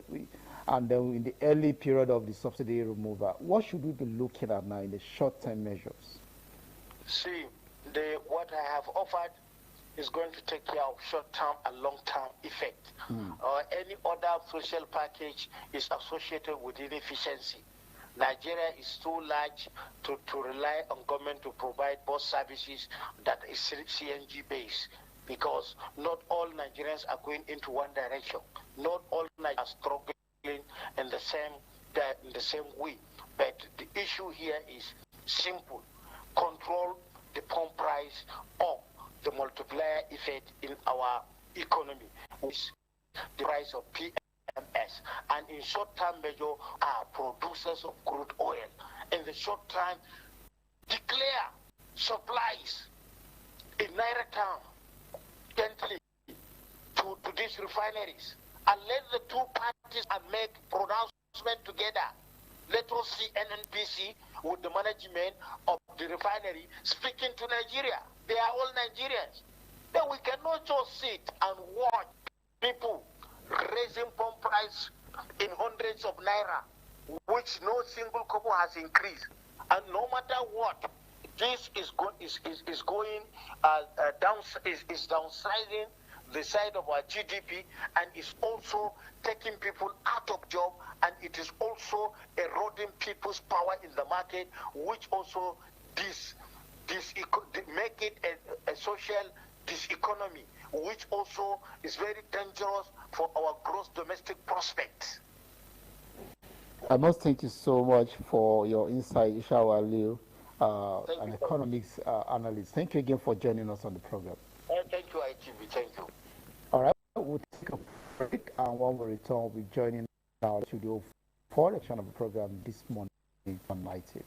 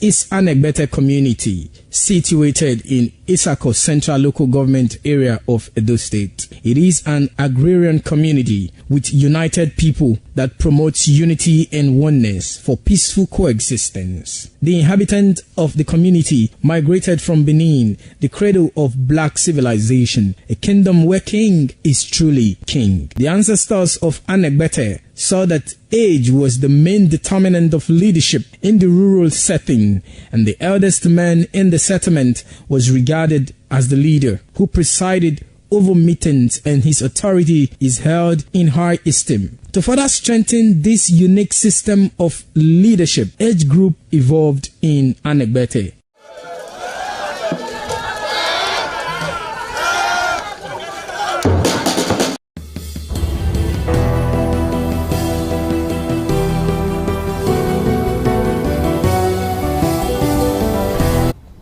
Thank you for staying with us as this morning on ITV, and with the current situation about petrol price and of course the conflict in Iran and of course United States and Israel bombarding it, and all that has to do with the disruption of crude and of course how it affects Nigeria is the crux of what we are looking at this time, because we look at the challenges where the fuel price is increasing. We look at the level of government where you can say benchmarked at the budget was 64 to a barrel, but today we have $100, which is a very big one in terms of the revenue that the federal government gets in the course of it. But the biting hardship, what the masses feel as a result of this, is another big challenge. And we have civil society organizations saying, what is the way forward? What is the government doing about bringing palliatives to cushion the effect that Nigerians are going through at this particular time? Now, we have the Iran war, the United States and Israel on it. Again, how can the government, cover up or close up the gaps, the reactionary challenges that Nigerians are going through? And a big one that was suggested, was that if the federal government cannot get palliatives for Nigerians, don't laugh about it, let's have the fuel subsidy back. Is that what we should be looking at the way forward? Will that even happen is also another question, because I remember towards the coming in of the new administration and also the 2023 general election, we had a lot of the aspirants did say that they were going to remove fuel subsidy, and the president who did come on board, that was the first thing he said: so subsidy is gone. Going back to that, I do not know, but a lot of persons have questioned the removal of fuel subsidy over time. What impact does it even have on the common Nigerian? Because what we did see afterwards was increase in fuel prices in different parts of the country, with a lot of persons, taking advantage of it. But if that would work, I honestly do not know. As regards palliative, we've been seeing that happen, especially during the last Salah that was celebrated last weekend. We saw that a lot of persons, even from the presidency, we also had them sharing rice. And the question regarding the rice palliative came on board again. But with what is going on now, it's really biting deep on a lot of Nigerians. As we speak, a liter of fuel is being sold for 1,400 naira to 1,350 naira, depending on the location that you are. And there are actually fears of if it's going to even skyrocket to up until 2,000 naira per liter.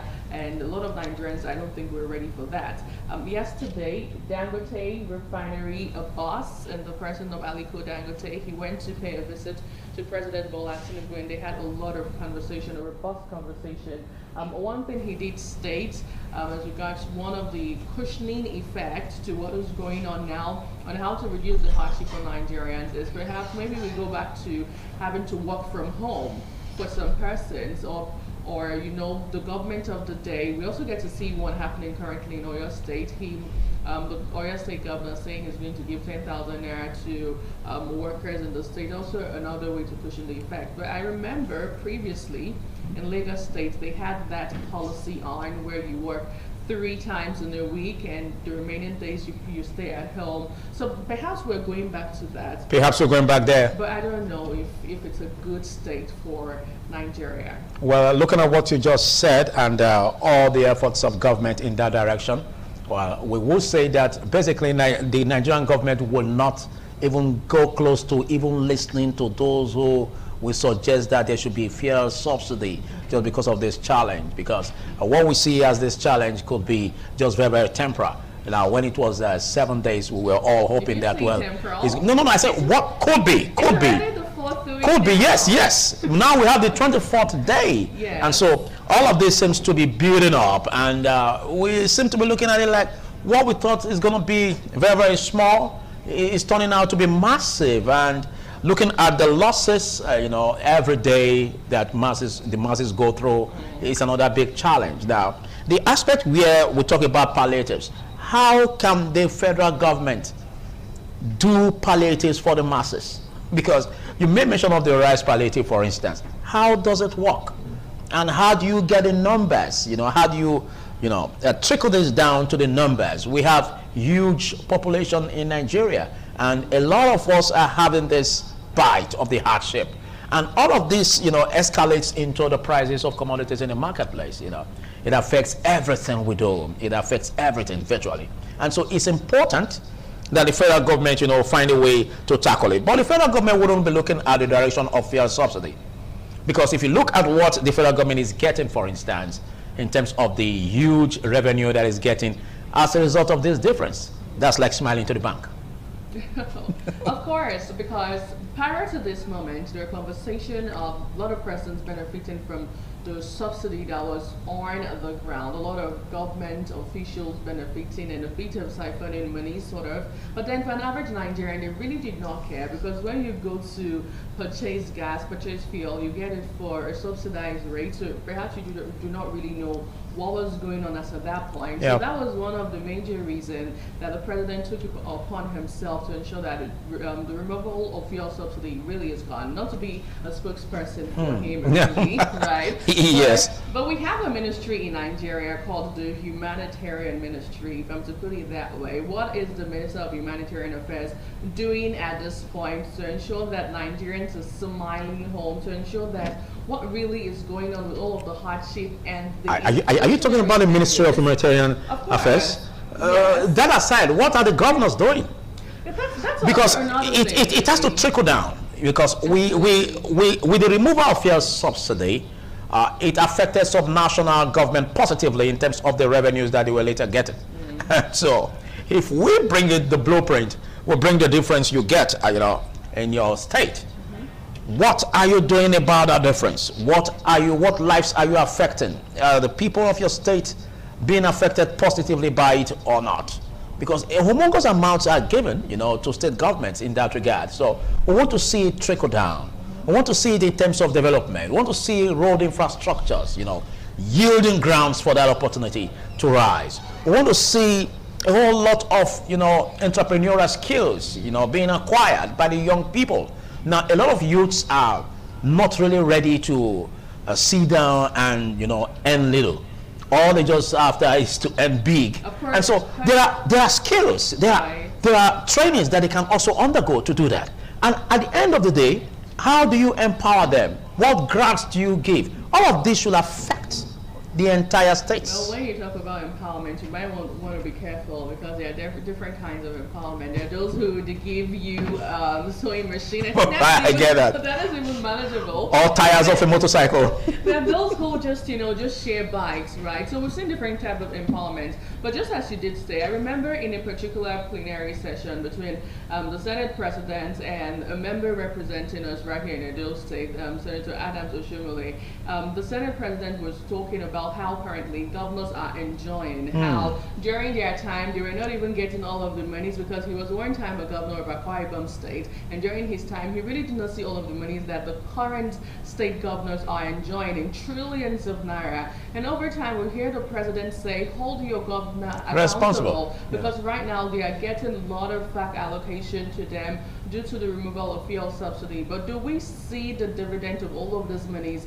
on the life of an average Nigerian? That's the big question that you and I can answer at the end of the day. Yes, we just hope it trickles down, because we have the big election coming up, 2027.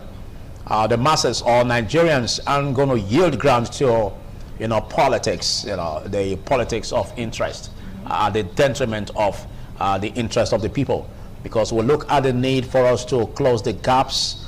We look at the need to put right pegs, round pegs in round holes and square pegs in square holes. Most of the things we get here today is just as a result of leadership failure. And the people seem not to have confidence in government because they seem to see these failures, resonate in leadership circles. And that is exactly how we should face it, most especially when we have the elections coming up shortly. There is need for Nigerians to stick deeper into making sure that they take a grip of the electoral process. But again, the voter apathy will say, does it help us? Because we see situations where, because you see leadership failures, leadership crisis, and at the end, there seems to be a personal aggrandizement. Everyone does his own thing at the detriment of the other. The common patrimony that belongs to the people being shared and given to allies, like what we saw on the pages of the newspaper, giving an ally a project of over ₦1 trillion to manage. Now, all of this goes down to show the decadence that we're having in the country. And this has to be tackled. If you must contest, if you must come as a public officer, then you should be able to show records of what you want to do. We had issues where, we heard about issues about where people say that when they become governors, when they become the president, I don't want to take statements of a particular president. Right. When you become the president, you're going to do this, you're going to do that. But now you're the president. Well, I'm sure Nigerians know who you're. So this actually the leadership failures we're having. I didn't mention any name. This actually the leadership failures we're having. Yeah. It's not just for you to say or to speak about it. It's for you to act it. We want to see you dot the I's and cross the T's and make sure that all of these dividends of good governance, not democracy, because we don't know if we're practicing it correctly. We want to see all of these dividends of good governance trickle down to the people. Now we see the education sector in decadence. We see all that has to do with, agricultural sector, raising a agrarian society. We don't see much from the government doing all of this. We just see lip services. I feel this is a critical year in Nigeria as we get to move towards the electioneering year. In fact, from August, we're going to begin to see campaign. Already we're seeing different political parties, the PDP. Campaigns are here already. And the APC. Well, not mosquito campaigns. Right. So we're seeing them already having the conventions coming up. So it is very, very important that we have conversations like this, Nigerians. But one of the worries of some stakeholders is regarding weaponizing poverty. Exactly. The weaponization of poverty is something that has come to the front burner, a situation where the stomach infrastructure tends to rule on the minds of a lot of Nigerians, and that tends to shape who they get to give their vote for and vote to come election day. Voter apathy, selling of vote buying, even though we have rules guiding how these things are done, but is it really, really operational is the big question. As regards having, some of the political appointees or political persons who want to come out on that day to be voted for to show what they've done. I mean, this is Nigeria. It's really sad. They're also talking about electricity. We're talking about road. With just the rainfall that we did experience a couple of days ago, we know how the roads are in some parts of the country. So over time, we go through all of this circle, and we're still where we are. I feel like what Nigerians want at this point is that desired change. Yeah. True change that would affect the life of an average Nigerian, not the one that would just affect the political interest of the politicians. So away from the aspect of subsidy removal, we're trying to find a lasting solution to our perennial difficulties and problems in Nigeria. Now the youths form a huge population percentage in Nigeria, and over 60%, and that's what the youths form. And if you see, there's a paradigm shift and participation of the youths. Now it started with this crazy thing in the social media, how they came up and took it like a bomb. And if we can have all of this interest, all of these numbers in the social media being transformed into electoral gain, do you know what that is going to tell for the electoral process? Now we want to see this as a paradigm shift. Come 2027, we want to see these numbers roll. Now, when we say that democracy is a reflection of the people, we are simply put, government of the people, by the people, and for the people. It should speak legitimately. It should speak as the people owning governance. It should speak as them determining who gets what, when, and how. That's how it should be. But by the time we now have challenges where a lot of participants are not there in their numbers to participate in the electoral process, then you give room for charlatans, disgruntled elements in the toga of politicians to take the process in their advantage. Well, just to add my own 2 cents as regards the youth participation in politics, we're seeing what is going on right now. Just as you said, on social media, a lot of persons, a lot of youth, young people are being vocal, want to be part of government in Nigeria, but I feel there's a big, huge barrier with anyone, any of the young persons who have the ability, the credibility, the efficiency to run for any political position in Nigeria. First off, are you even part of any political party? That I think we should even start from there. But let's also talk about how expensive getting into politics is in Nigeria, how to purchase, how much is the purchase, the purchase of the nomination form in Nigeria is over 100 million in some political parties. So that is one of the major conversation that should also be heard. But as regards being vocal online, having to have your own voice being heard online, just as you said, we should move it over to the electioneering ground and ensure that you also come out and participate fully. Thank you so much, Anoluwapo Stevens, for being part of this. And I know basically you're coming like a bomb after the news to bring the TMI socials. What do you call yourself again on that? Social media butterfly. All right. So we'll take a short break. And after that, we'll gather news and then the social media butterfly. We'll check you around on TMI socials to stay.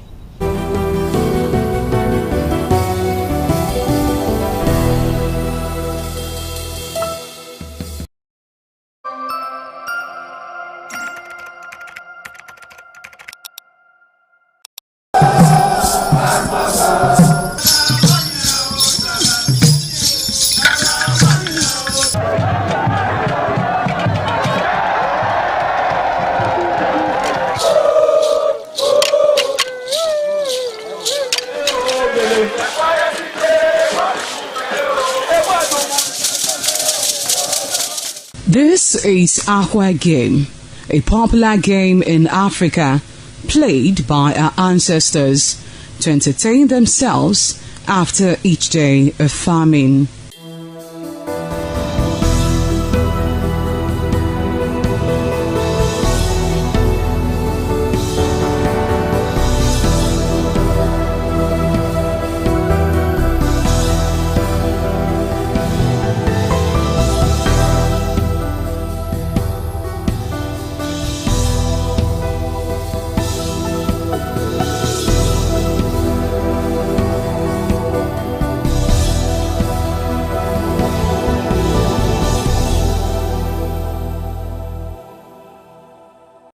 It is also relevant in our coronation in Africa. It is a sport and indeed very interesting, as every seed had a role in the game.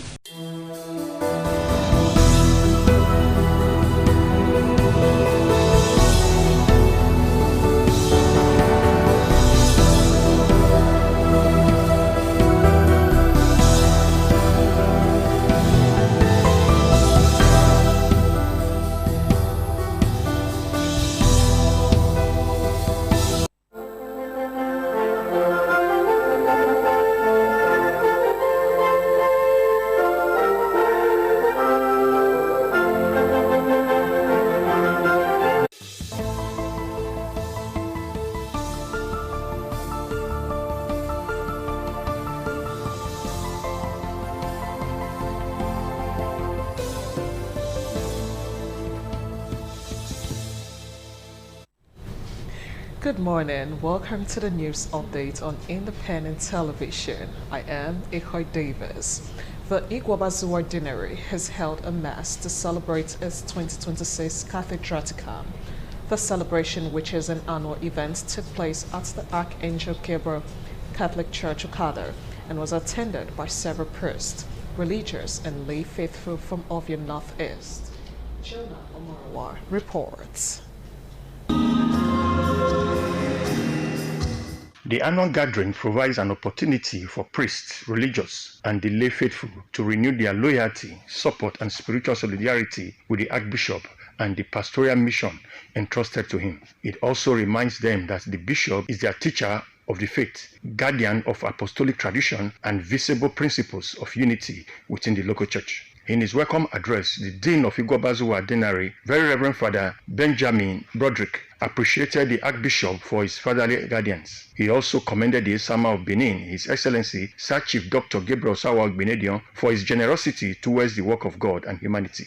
We give thanks to God for the gift of your pastoral leadership, your fatherly guidance, and your tireless dedication to the spiritual growth and unity of this archdiocese.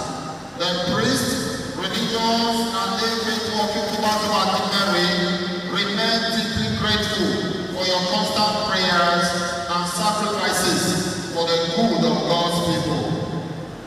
In his message to the faithful, the Archbishop of the Archdiocese of Benin City, Most Reverend Augustine Akubeze, stressed the need for believers in Christ to examine themselves and work tirelessly for justice and peace. As we join in let us approach the mercy of God in the sacrament of reconciliation. In confession, we encounter Christ, who tells us once again, go and sin no more. The Mass also featured thanksgiving and presentation of cash gifts and food items at the altar by parishes, chaplaincies, religious congregations, organizations, society, associations, foundations, and charity groups to support the work of God. The Cathedraticum is also aimed at lifting one another up in prayers and strengthening the bond of faith and communion among parishioners. From Okada, Jonah Omowa, ITV News. Okada, the administrative headquarters of Ovia Northeast local government area, came alive as Archangel Gabriel Catholic Church hosted the Igwabazuwa Ordinary 2026 Cathedraticum. Pius Nsogo reports that Catholic Archbishop of Benin, Most Reverend Augustine Akubeze, joined by no fewer than 77 priests and 29 reverend sisters, alongside a large crowd of parishioners, gathered at the magnificent edifice to be part of the ceremony. Cathedraticum is always an exciting time for parishioners, as it offers them the opportunity to demonstrate their love and care for the Archbishop of the Deanery. The historic event, steeped in centuries-old Catholic tradition, featured a sea of parishioners who thronged the church premises. Dressed in colorful uniforms, parishioners processed joyfully with their offerings, ranging from cash to foodstuffs, presenting them with deep reverence.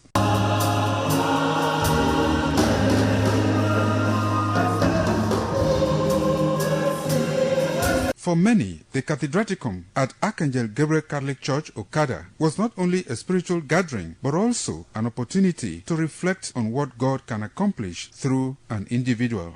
It's to the glory of God and the honor of the Blessed Virgin Mary. I'm very proud. I want to thank all of them that are here, and particularly our Father that established this great edifice. And God is going to bless him and protect him from more danger. I also want to use this opportunity to appreciate Chief Ogbinedion for giving us this opportunity for the Catholic to have a place of such a place of worship. The Archbishop of the Archdiocese of Benin City, Most Reverend Augustine Akubeze, expressed gratitude for the support of the Esama of Benin, Sir Chief Dr. Gabriel Osawa Ogbinedion, noting his unique and consistent contributions to the work of evangelism. Give an example of those who are generous, but if you come to him, his generosity will just humble you. It humbles you every year. Every year. You look at what he has done now, he will take care of all the priests who are here now, and then he still made a donation towards what we have to. We just ask God to be with him and his family, to look kindly at him, that's all.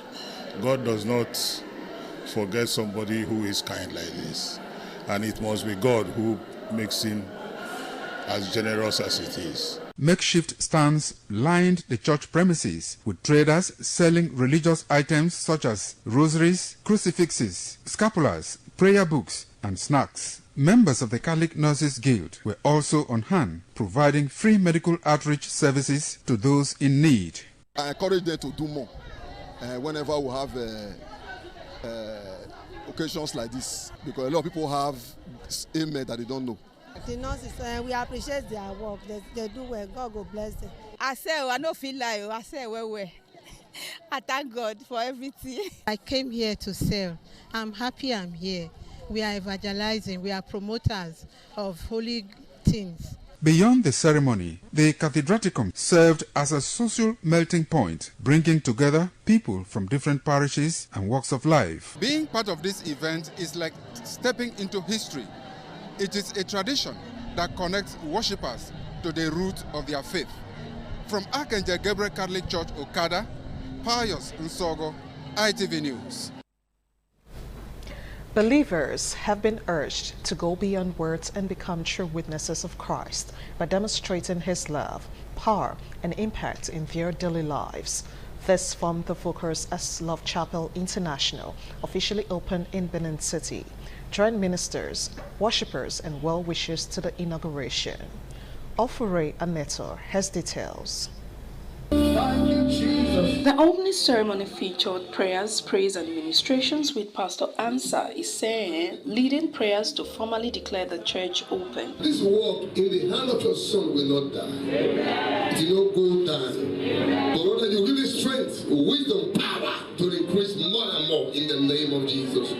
Delivering a sermon titled Witnesses, Reverend Efosa Edosa emphasized that the essence of the Christian faith is to bear witness to the resurrection of Jesus Christ, rooted in the love and kindness of God. The purpose of Love Chapel is to reflect the love of Christ. Reflecting the love of Christ is witnessing the resurrection. When you bring healing for the sick body, you have ministered God's love. In his remarks, the lead pastor of Love Chapel International, Pastor Osas Hari, also led the congregation in song ministration and encouraged members to remain committed in service, noting that diligence today prepares individuals for greater assignments. This is an altar of grace. This is an altar of signs and wonders. Love Chapel is just a family. That's all we know.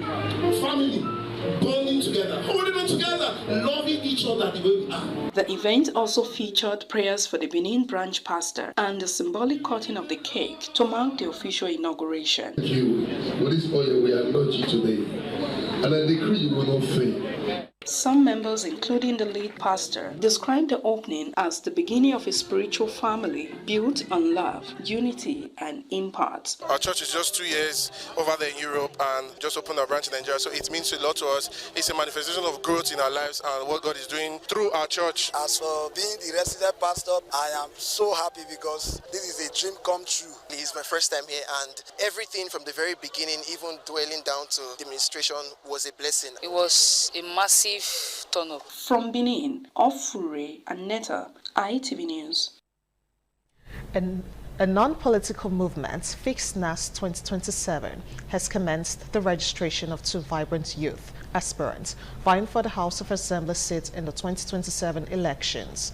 Joy Obarisiadwan reports that the event held at Youth House, Akbakbava Street, Benin City, empowered by Nigerian Youth and Women Political Emancipation Movement and Youth of the Street Initiative, aims to nurture productive and responsible youth and create a democratic political inclusion alliance. Nigeria has gone past that stage where few people write results. Fix NAS is a movement.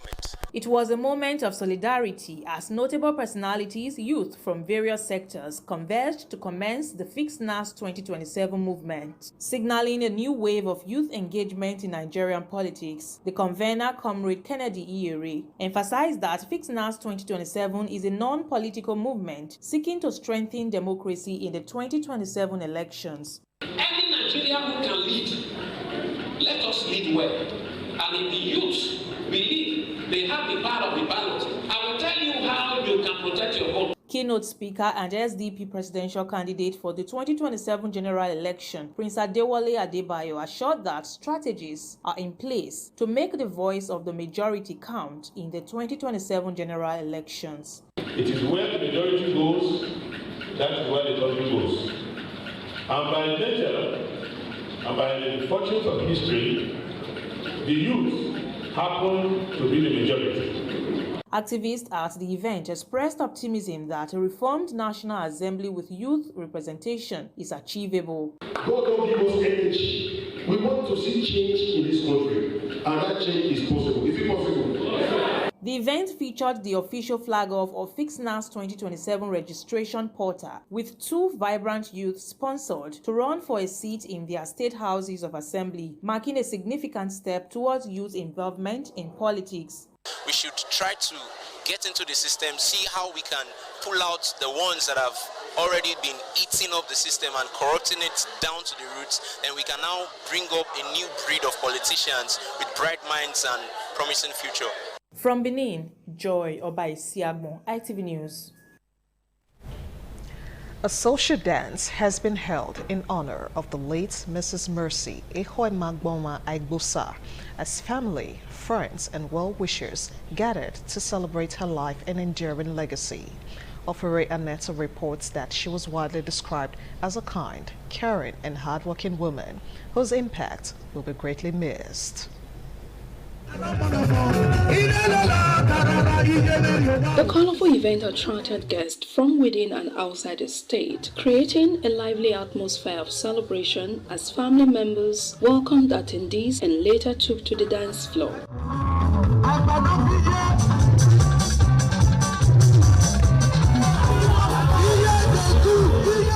Guests were treated to a variety of meals and drinks in honor of a life well lived.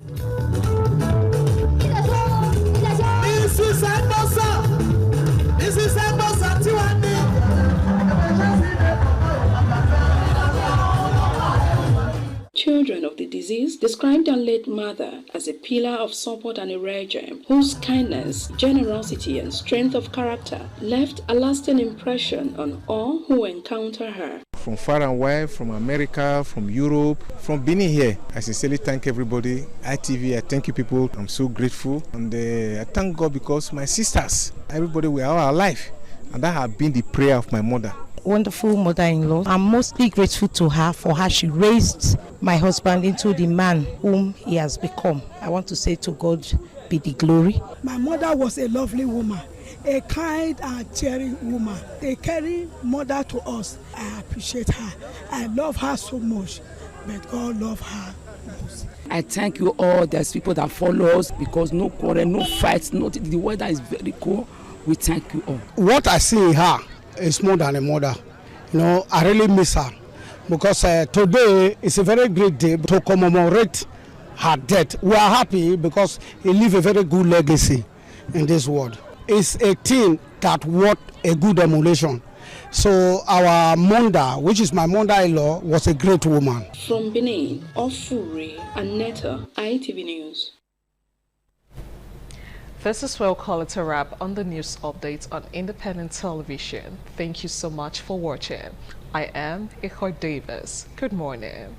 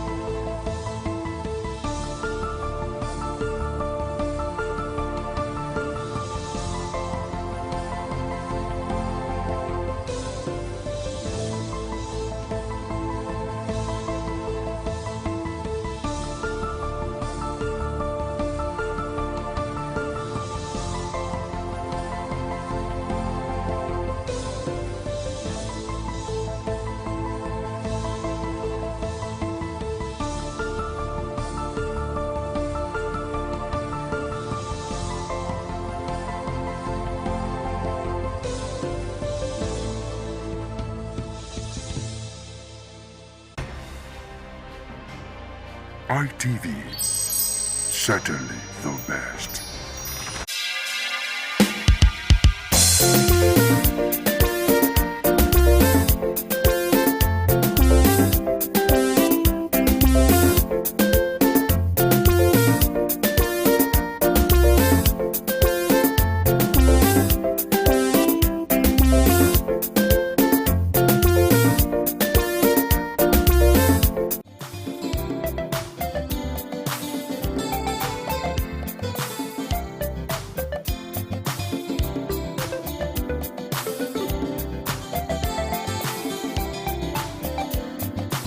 Good morning. This is TMI Socials. Welcome on board. I am Nuoluwakbo Stevens. Or better still, call me a social media butterfly. Now today we begin in Abuja, where hashtag Malami and hashtag EFCC has been trending online as former Attorney General of the Federation, Abubakar Malami, was captured in a tense exchange with operatives of the Economic and Financial Crimes Commission, EFCC, during an early morning raid at his residence in Abuja. In a video cited online, Malami is seen questioning the legitimacy of the operatives' presence, repeatedly demanding to see a valid court order authorizing their actions. "Where is your court order?" he asked firmly. "Do you want to disgrace me?" Anyway, take a look at the video.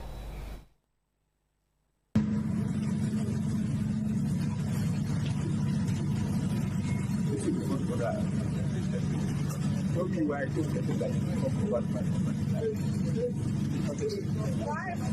are you allowed by the court order after the grant of this order to come over and take by external operators? When the matter is pending before the court, can you operate extraordinary right? And this is the right to exercise here. Once a property is under, is it under position when an order has elapsed?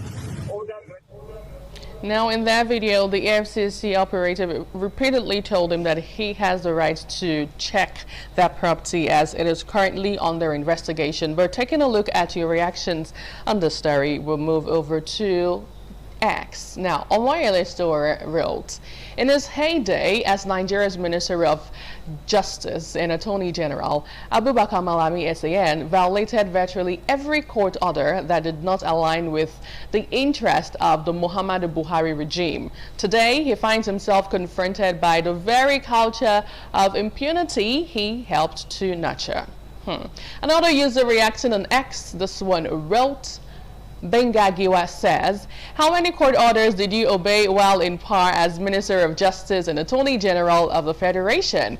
You never envisioned that this day will come when the questionnaire will be questioned. Interesting. Well, finally, on the story, this user wrote, whether you like Malami or not, no one should be raided without proper legal backing. Due process matters for everybody.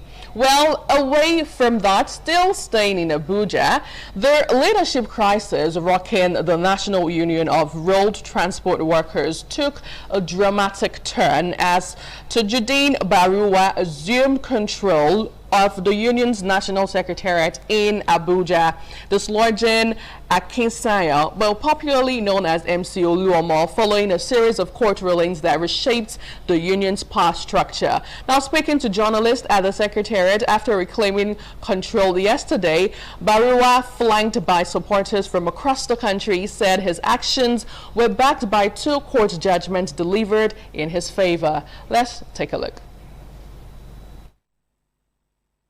We are here today. Yes.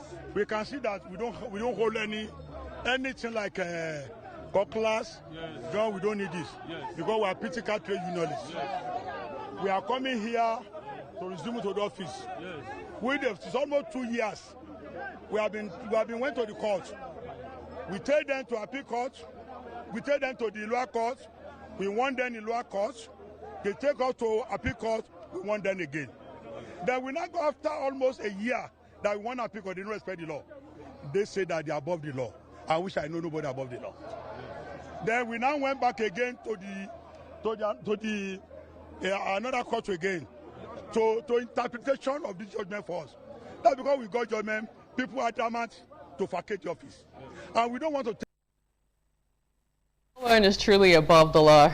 Moving over to social media streets, let's see what you've been saying regarding this issue. Well, this user reacting online wrote, seems MC Oluomo is trying too hard to remain relevant. He should just rest and resign honorably. Baruwa is everyone's choice of leader at the national level and Shego at the state level. Still reacting to this user wrote, my own opinion is that we have a minister for road and works. Each state has commissioner for transport transport. But what is NURTW money meant for? If the people are paying taxes, what is Agberos that is extorting poor commercial drivers? Now, still staying on the story, another user wrote, let's hear from MC2. I believe he is waiting for police to do proper investigation on this matter. Away from that, in a rather heartbreaking 25-second video from Auchi, Edo State, it shows children in tattered clothes queuing in the rain for food aid. Now, despite billions from the Niger Delta oil wealth, many communities still struggle with poverty, underdevelopment, and environmental damage. Anyway, take a look.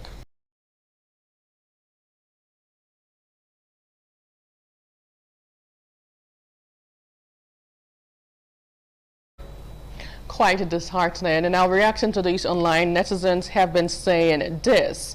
This one wrote, this is heartbreaking. Children standing under the rain, patiently waiting just to get food, not toys, not fun, just something to eat.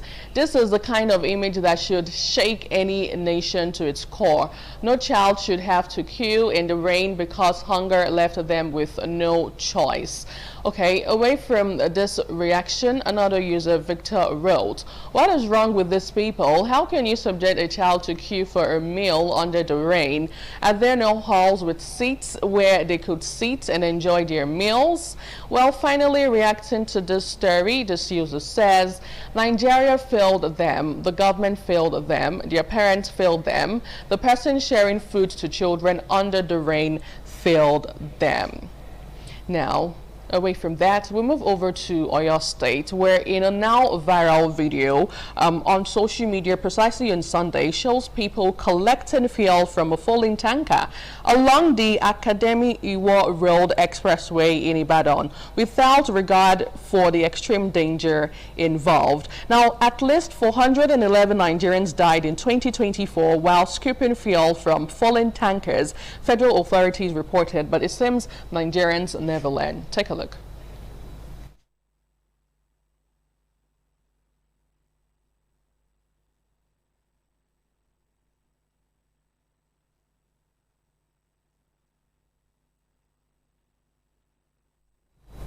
Well, let's have three reactions to this story. Maybe we'll start off with this one who wrote online. These ones obviously have spare lives at home because what is this? Another user reacting to this one, Okwayemi, says, nobody should blame Tinubu if there is any explosion. Now, reacting to the story still on Facebook, this user says, so after all the fire incidents that have happened in the past, people still do these things. Poverty of the mind. Well, on that note, we wrap up TMI Socials this morning. Thank you so much for being a part of the show. I am Anwoluwapo Stevens. And from all of us on This Morning on ITV, we'll see you again tomorrow. Please stay safe.